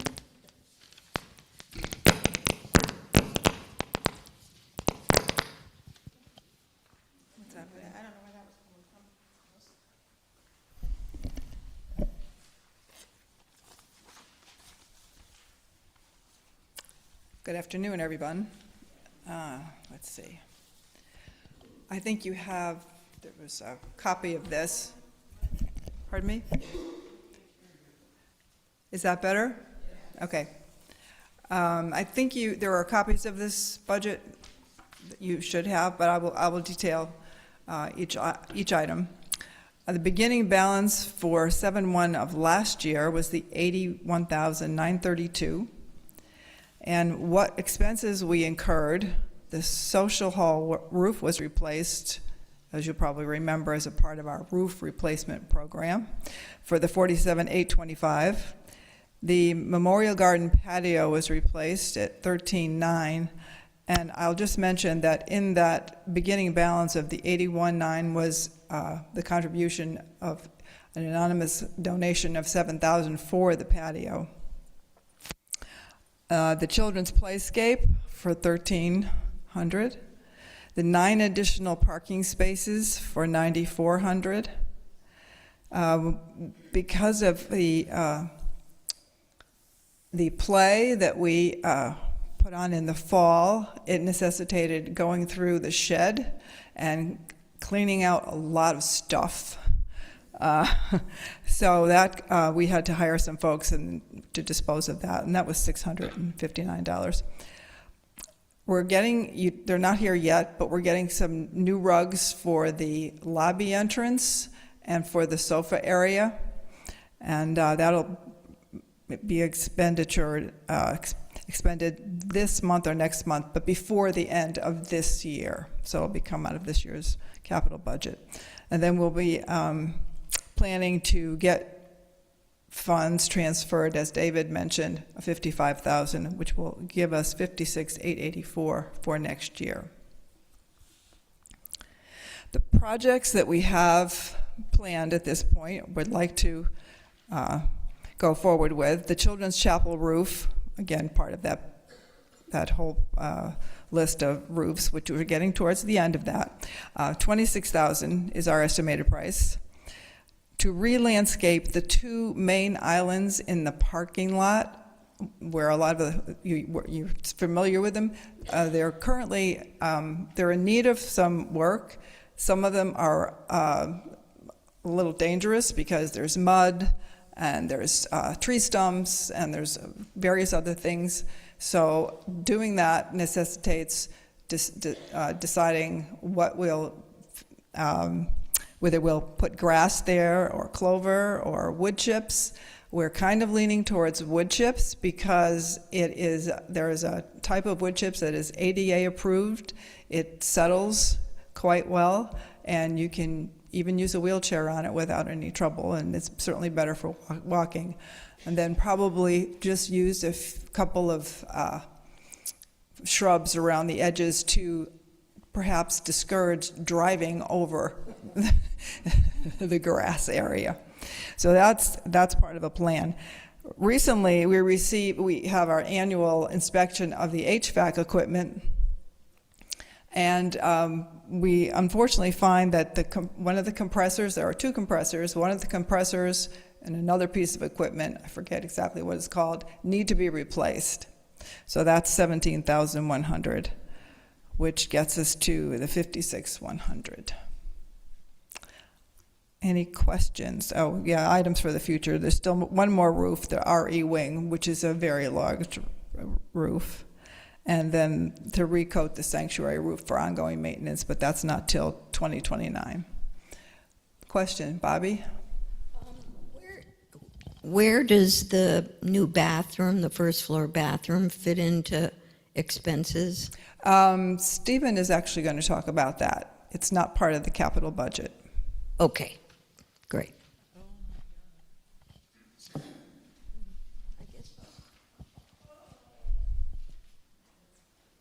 Any other? Oh, there's one more. Thank you. I was wondering if it's correct to assume that the giant potholes at the base of the driveway are the town's responsibility? Yes. And is there anything that we could do as congregants to ramp up the volume on that request? Yes. You can go to Click Fix for Hamden, and you can lodge your complaint. Several of us have done that, but we have not apparently risen yet to the top. Okay, I'd love to rally the troops for that. I think that's going to be really important. Yep, thank you. Good point. We can put something in the newsletter asking folks just to inundate them so they get sick of seeing it. And does anyone else have a question? I don't think so. Okay, thank you.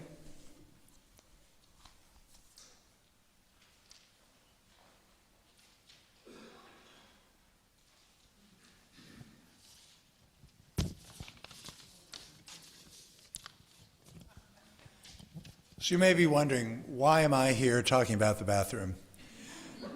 It's because the minister gets the glamorous jobs. In discussions with the management team in the last year and a half, it became really clear to me that we really needed a bathroom at the lobby level, and there's a very simple reason why. It's about accessibility, and if it's about accessibility, it's about social justice. We need a place for our elderly to be able to comfortably go and come back and be part of the service and not get trapped in the lift. I'm just going to guess, maybe no one will raise your hands. How many people here have been trapped in our lift? Anyone? A lot of people. Well, we have had.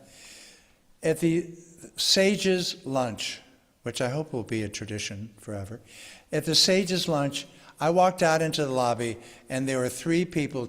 One was in a wheelchair, one was with a walker, waiting to get onto the lift. And I just don't think that's the way we should treat each other. So here's the deal. We have nearly $18,000 in pledges. There are opportunities for you to pledge. The management team and the board would love for individuals in the congregation to make even a small contribution, even if it's $25. Make this a general contribution to our common life. And so we can get that figure up. I think we're trying to get to around 60, is that about right? Which I think is actually a miraculous figure to be able to implement such a project. We were very lucky in that the space could be eked out of the lobby area and that the plumbing, the piping worked for us. If it hadn't worked for us, this would be enormously, ruinously expensive. But as it is, we were extraordinarily lucky. So this is, in some sense, a small project, but in all senses of the word, a very important project for this congregation. And if you each make a small contribution, we'll be flush with success. Thank you very much.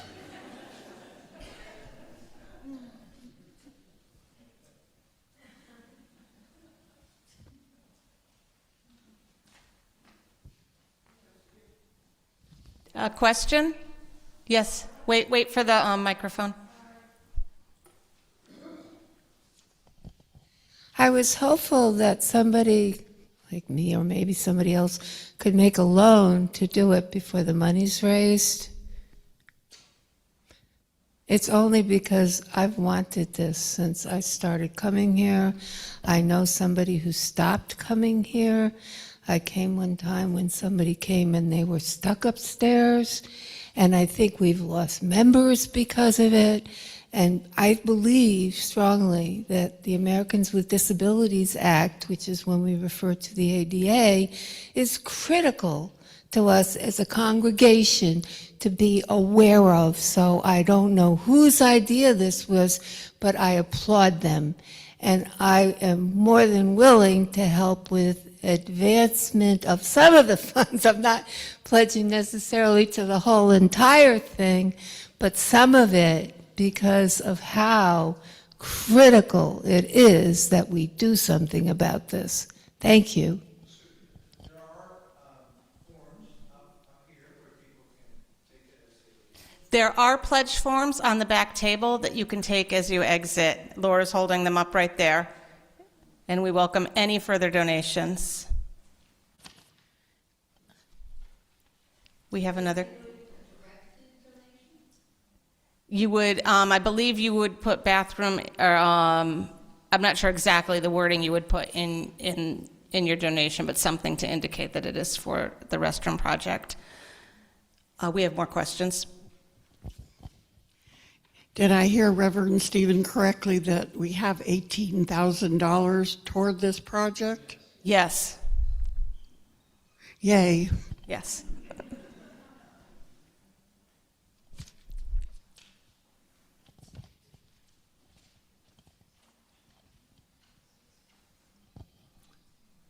So I think the beginning of this topic comment was talking about a loan.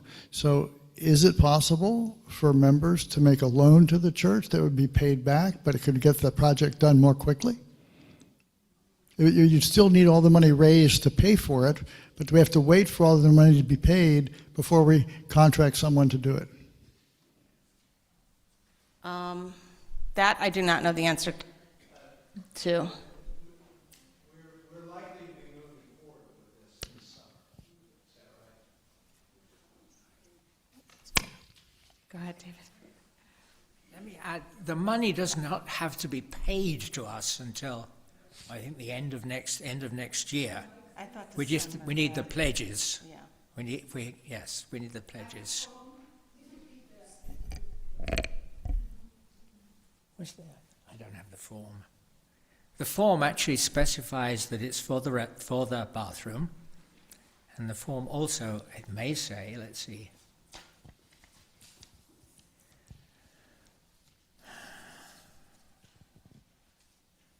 It doesn't actually, does it? I think. Oh, wait, we have. But no later than June 30th, 2027, is when we are expecting the monies to be paid, but we're looking for pledges now.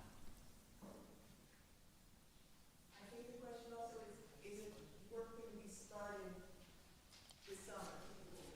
Repeat the question. Yeah. I think the question is, will work be started this summer or the fall? Well, work will be started as soon as we know that we have the money to pay for it, and we've chosen a contractor. We've got 4 quotes for the work at various levels.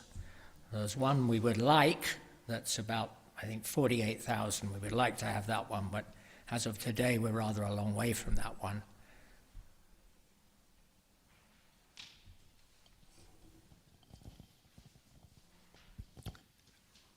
I'm sorry, that still doesn't, I think, answer my question. So I hear you saying you can make the contract when you believe the pledges will pay for it.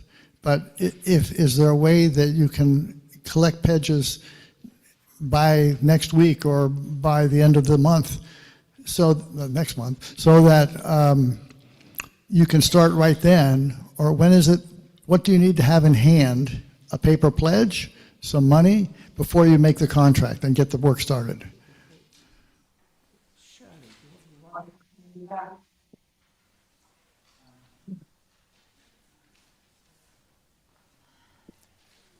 It's a very hard one to answer because, I'd say, the decision on which contractor we will use depends on how much money we think we're going to get and how much then we will have to pull from our reserves to meet the cost. And we don't know that today. I mean, I think within a month we will know how much we will get pledged.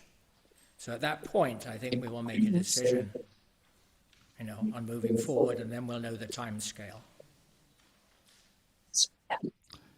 We would like to certainly start it this summer. That would be the objective. And if we know we have pledges, we can start that process. Will you be soliciting pledges in the newsletter or in this meeting, or how do we make the pledge? Pledges can be made online. Just go to the website and select the donate, and there's an option there to pledge to the bathroom project.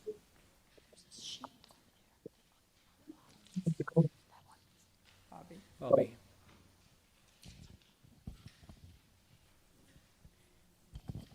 Would you want to maybe set a deadline for pledges so that you've got a date that you can look to? Because I don't see a date here. Okay. Yeah, I think you need to shorten that a bit.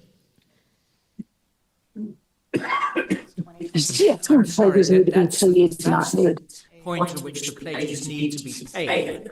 Doesn't affect when we start the project. Right. What I'm saying is that for people, a deadline for people to make the pledges. Yes. I think that might, That you're going to wait until 2027. There's no hard deadline. I think within a month we will say, Just make your pledge. This is what we're Just going do to it. get from the Okay. pledge. Okay. At that point, we'll make a decision. It's partly a board decision. This is a board mandate, board project. Management team's advisory here, obviously, but it will be a board decision. I would agree with the person who raised the issue of the pledge deadline, though. We can word it however you feel best, but if we can't accept or engage in a contract until we have the funds pledged, then I think we're at risk of delaying the project more than we might need to. It's not.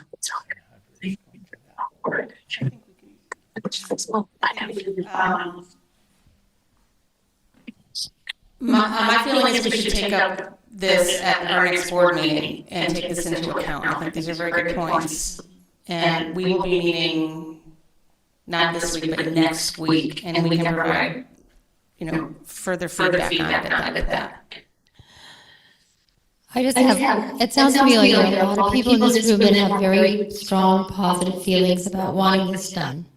So my recommendation would be to do what I intend to do, which is to make a pledge today at the end of this meeting so that we can move ahead, because the more money that's promised, the more motivating it is to people who have not yet pledged. We also need to put signs outside the bathroom doors for people who are able to, so they can remember that it might be a big struggle for some other people to get up those stairs. And I also suggest putting one at the bottom of the stairs. A sign that says, hey, help disabled people go to the bathroom without having to climb these stairs, because I watch people struggle up and down those stairs. And this is an obvious solution. Just make your pledge today. Whatever you can do, make it today and talk to your friends. This is straightforward. Those are fabulous suggestions. Thank you. The other point that was not made yet is that it will also be beneficial to us when we are offering our facility for rentals. That we have had some rentals that were very promising, but they couldn't continue with us because of the lift issue.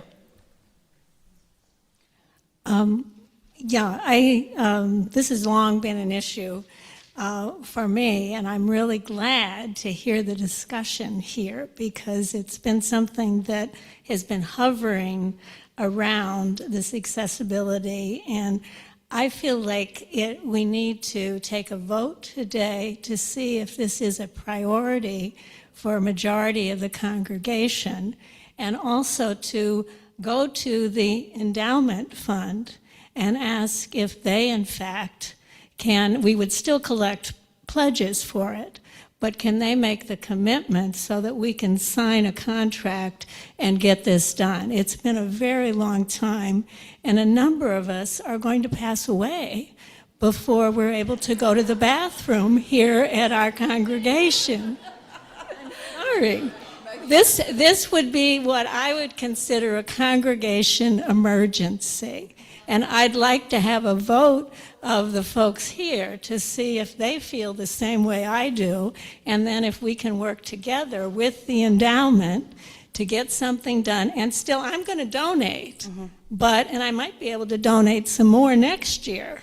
But this is something that I think we need to, it's an emergent issue for me, and I have shared this, I'm on Buildings and Grounds, and we've been talking about this with a lot of people, and I have personally gotten stuck in the elevator.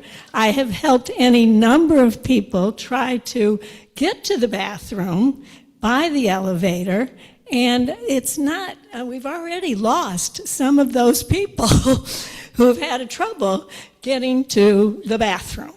So I would like to see this treated as a congregation emergency, have a vote on it, and then work out a plan so that by the end of June, we know if the endowment is going to give us some money and we can repay it, or if there's some other way that we can do this.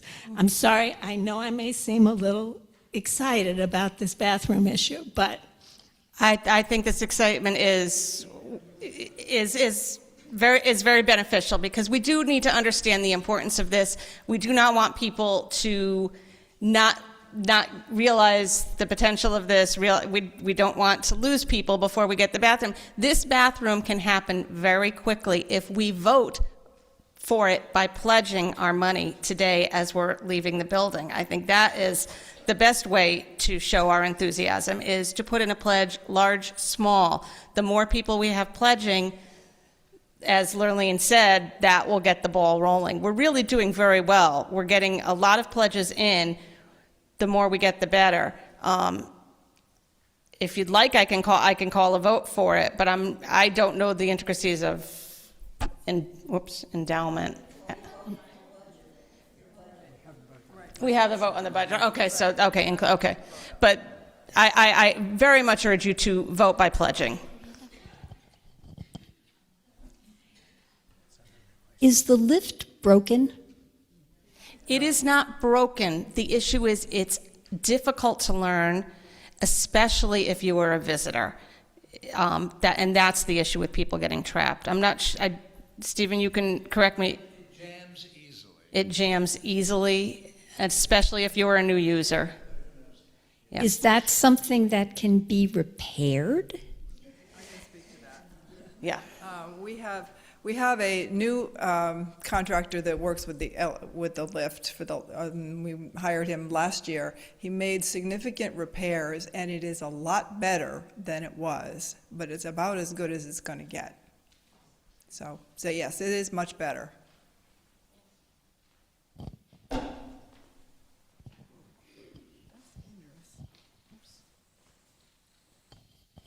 I would like to remind everybody and also request that somebody explain the ADA just a little bit. It could mean that if we're having a meeting that has somebody who's coming that needs special accommodation, it should be made. It's not a matter even, I even think legally, but whether it's legal or not, we as an organization, as a congregation, need to be alert. There are people with other disabilities, and I have long wanted, and it's been a while since we had any kind of explanation. And when we refer to the ADA, I doubt many people even know anymore what it is. So I would also request that the board discuss what accommodation means and then explain it back to the congregation. I cannot tell you how much I appreciate this being done. Thank you.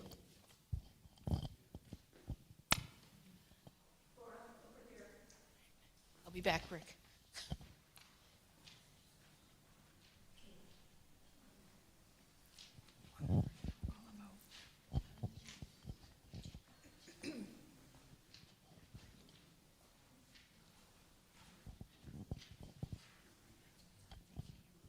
Hello, I really like the suggestion that the endowment be used for this. It's truly an emergency. And I agree with the talk about the ADA. I think we're out of compliance right now. I don't know, you've probably checked into this, but I don't see why we can't use the endowment as a loan until the pledges are there to replace the money in the endowment. I don't see why we can't start this project tomorrow. Thank you.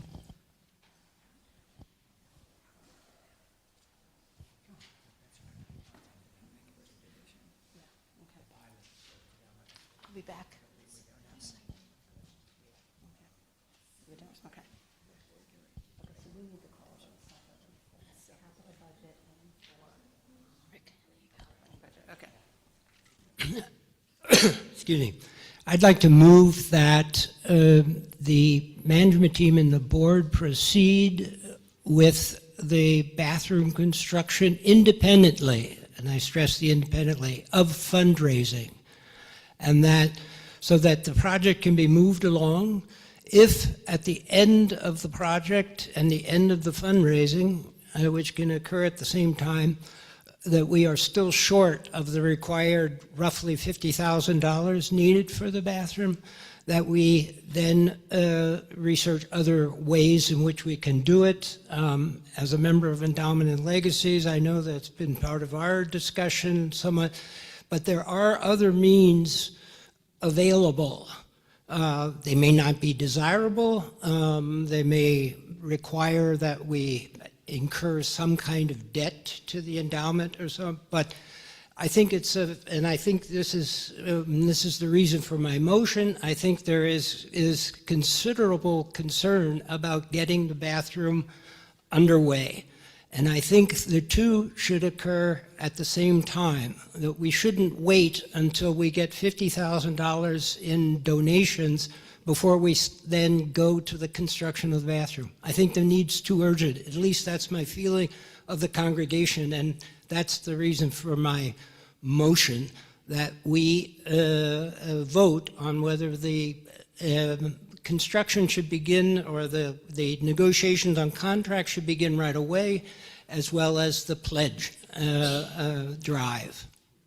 That's my motion. I need a second, I guess. But. Second. Is a motion in order during the course? I don't need it. Is a motion, I'm speaking to the, is a motion in order in the course of a report? No, I know that, but I'm asking. No. Okay. First, you had a second for your motion? When? Gwen seconded. If we have a second, we need to proceed, correct? No, you're saying not if the motion is out of order. Can we do, we need to hold a vote for the capital budget, and we need to hold a vote for the operating budget. We failed to do that when they finish speaking. So let's start with that. We need to vote to approve the capital budget that Shirley presented. Thank you.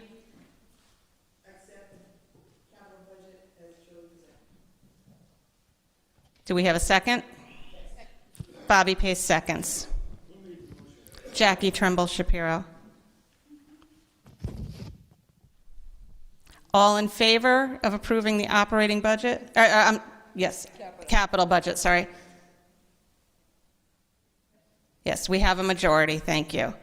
I make a motion, we need a motion to approve the operating budget. Bobby?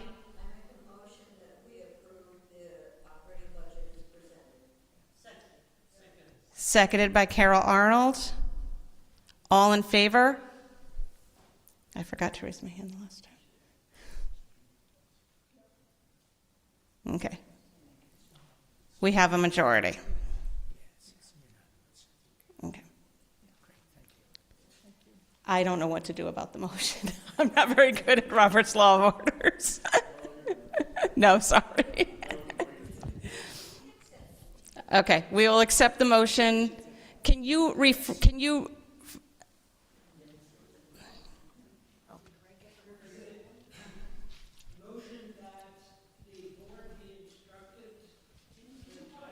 Hang on. Okay. That the board and the management team proceed with contracting for construction of the bathroom at the same time, independently, in other words, of fundraising initiatives, that the two should go on at the same time. Okay. So we have a motion. No, by whom was the motion made? Rick. Weber.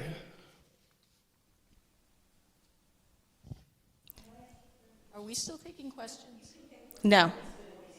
Oh, sorry. The motion needs to be, the motion was seconded. It needs to be seconded. I know it is. Do we have a second for the motion? Bobby Pace is seconded.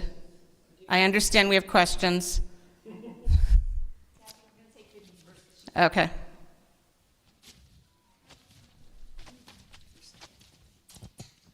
It's really important that when people are speaking that they use the mic, because people online can't hear the comments that are being made, and it's really disruptive and hard for folks on Zoom, and we have a number of people on Zoom. So if you could please be sure you have the mic before commenting, it would be very helpful. Thank you.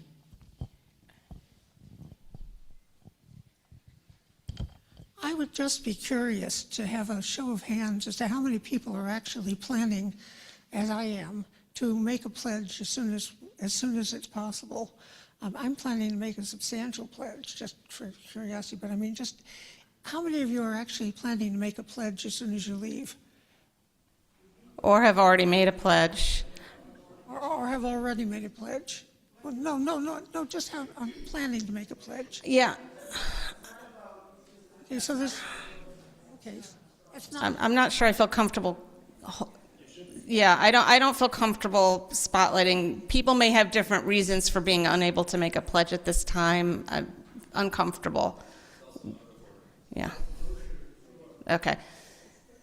We need to vote on the motion that was raised to instruct the board and the management team to proceed with construction of the bathroom independent of financing at the moment.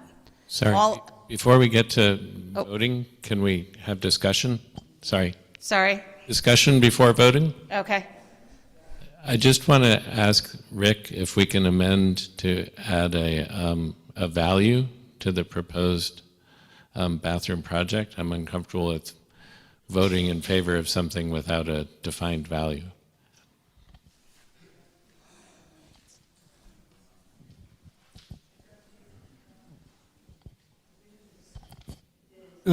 My sense is that there is an urgency among the congregation that should take precedence over the questions of dollars and cents. But Dan, I guess we have, if I understand correctly, about $16,000 already pledged.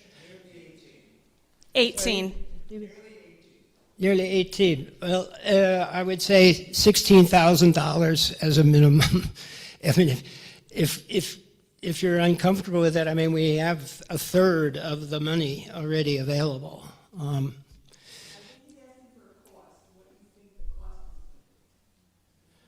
Well, I know from the discussions on the Finance Committee with the approximate cost is about $50,000.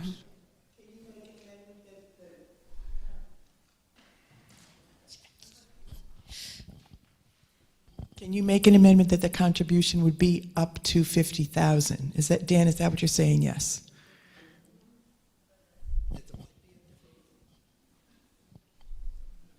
That the monies collected be up to 50,000.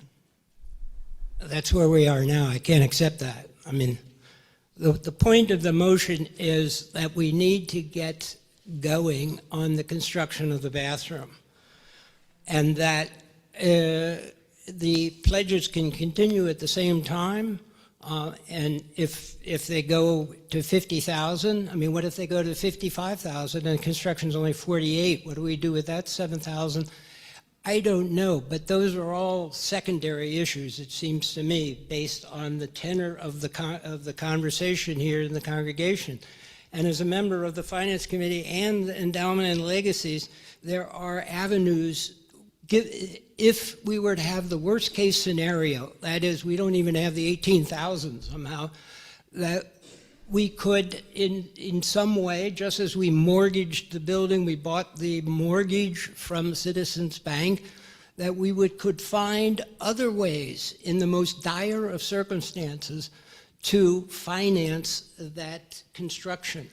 I doubt that those dire circumstances will occur at all, but there is that money available. We need to proceed with the construction of that bathroom. And that's the point of the motion. So I don't... Okay. Thank you, Rick. I not accept the friendly amendments. Laura has been waiting.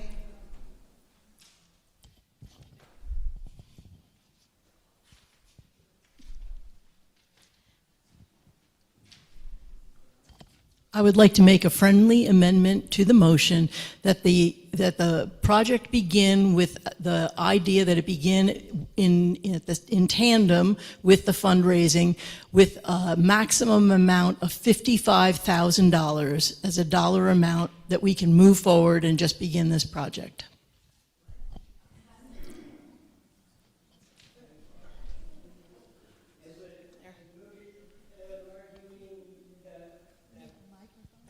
Okay.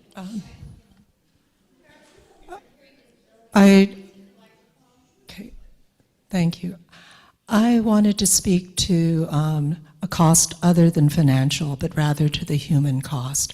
There has been much discussion about the fact that we are not ADA compliant, the fact that people have come to this congregation and dismayed that they are not able to go to the restroom during services or at other times, and have not been able to do so, and they have left the congregation.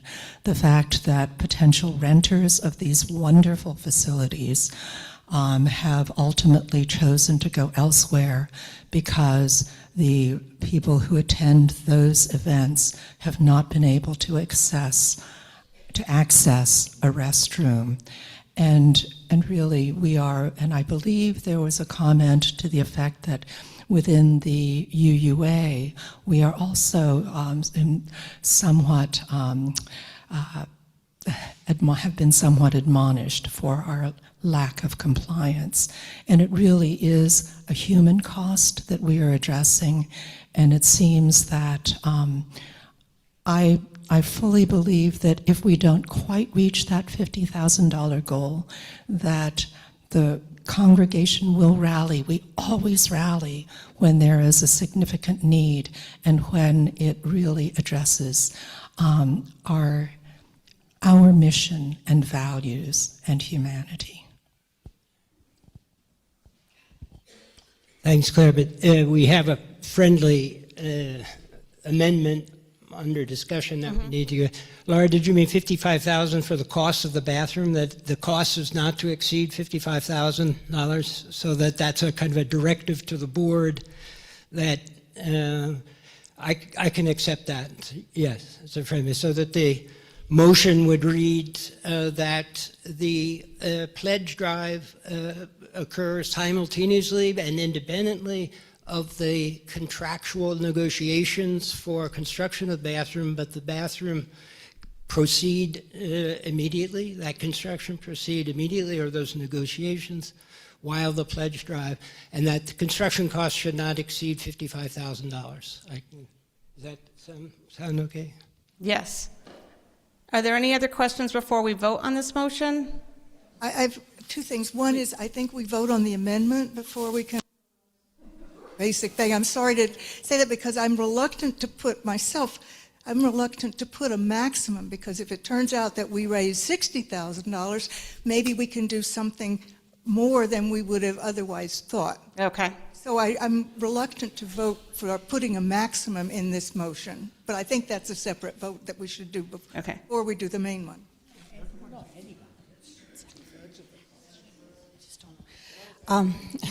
I just wanted to do a friendly reminder to everyone.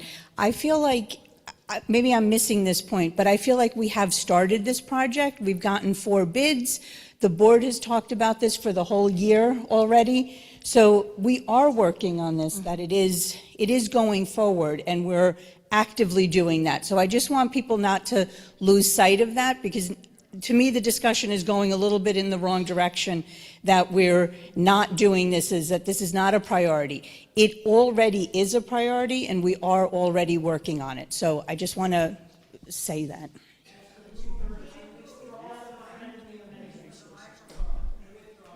Which, you withdraw which amendment?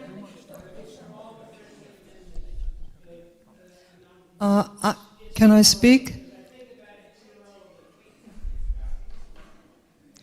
As someone who may or may not be still here when this is finished, we will find the money. That is clear. In one way or another, we will find the money.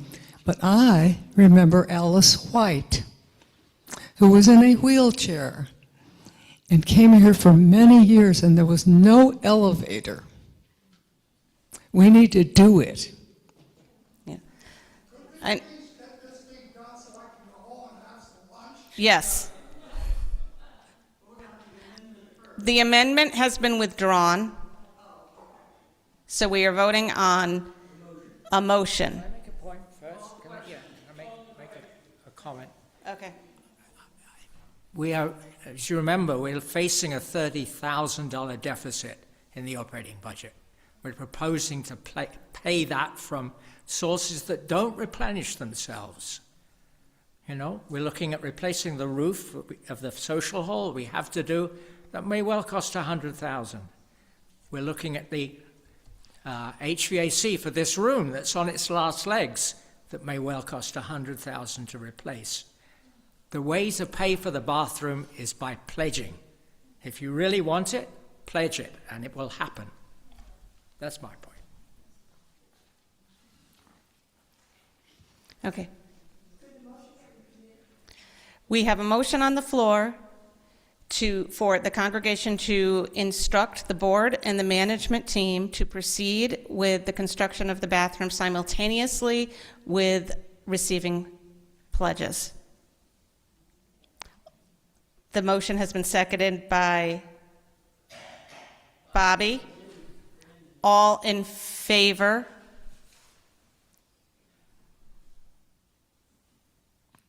The motion passes. Okay.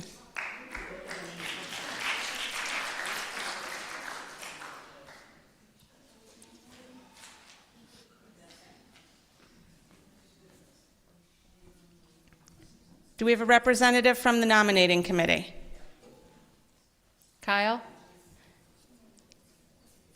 Kyle Manning and Jackie Trumbull Shapiro will present for the nominating slate.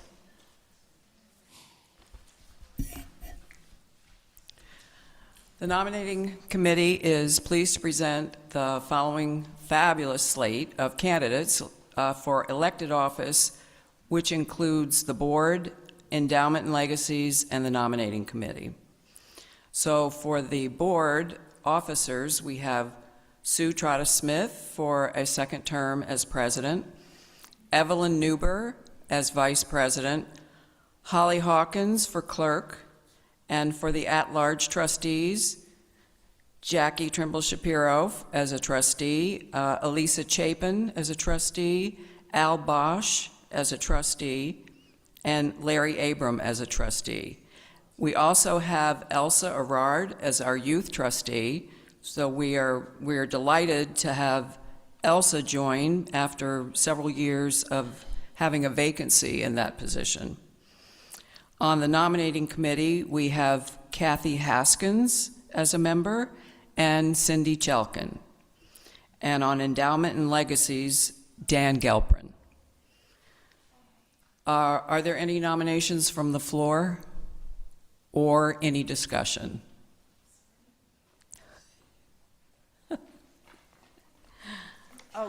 She's on nominating. Yes, Carol. Wearing many hats.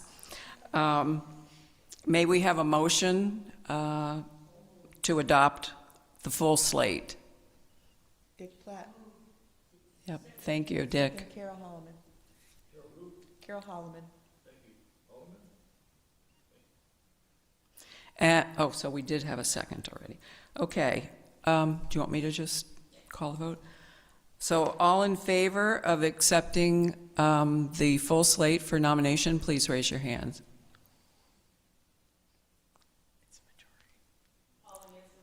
Yeah, it's a majority. Okay, thank you very much. And thank you to everyone who has accepted a position. Greatly appreciated.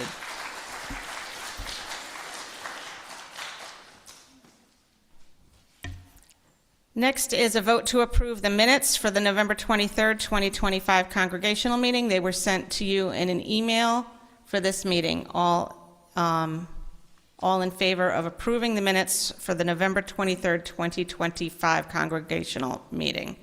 Is this vote being taken? Yes. Point of information. Yes. Is this vote being taken without a motion or in a second? No, I don't want explanation. It's a yes or no question. Yes? Yes. Okay. All in favor? Motion passes.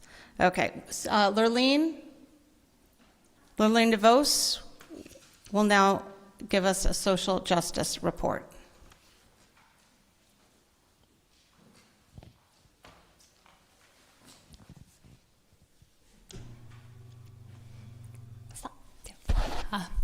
So I know you're all tired, so I'm going to make this rather brief.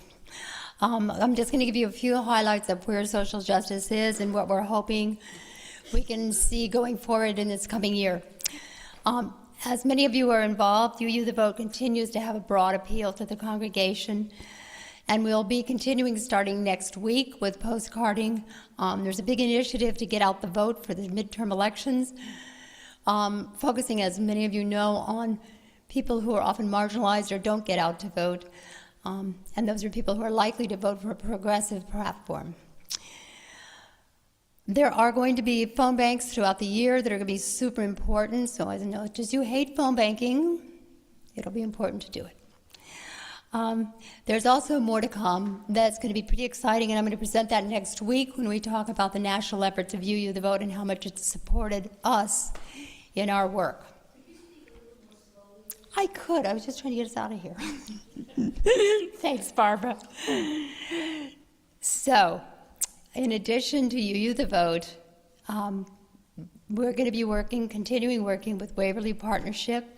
They, as you know, have found a home in a nearby church, and they're stronger than ever using the resources of New Haven Reads. The LGBTIQ group has begun a monthly gathering for sharing, and the Rainbow Elders are celebrating the reopening of the New Haven Pride Center.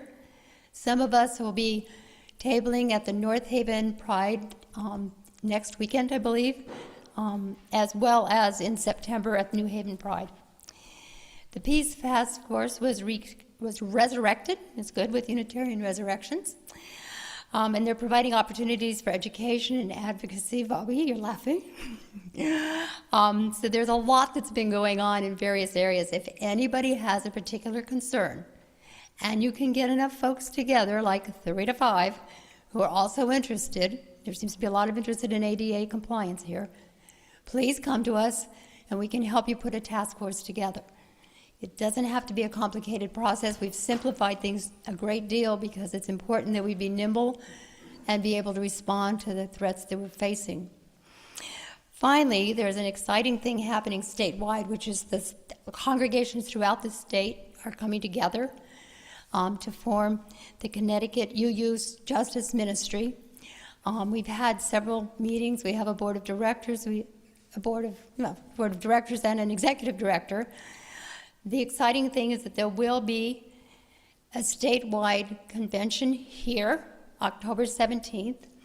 Anybody who was part of Cluster Connections and remembers how they put that conference together, please let me know, because we'll be organizing a committee to make that convention something that will really mobilize UUs throughout the state. There are state action networks in more than half of the UU states. They're very effective at advocacy at the state level because, and one of the issues that we know we can do, that even though we're connected, a lot of great stuff for us, issues around gender justice can only be in this kind of a group, and we feel like that's super important. One of the things we talked about is Pink Haven, which is an opportunity for kids that are not receiving services they need in other states to come here, kids and adults, and be sheltered when they're trans folks that need care and can't get it anywhere else. So that's the kind of stuff that's on the horizon in the statewide network, and our social justice group is very committed to being a part of that. So that's as quick as I can go. I hope I didn't talk too fast.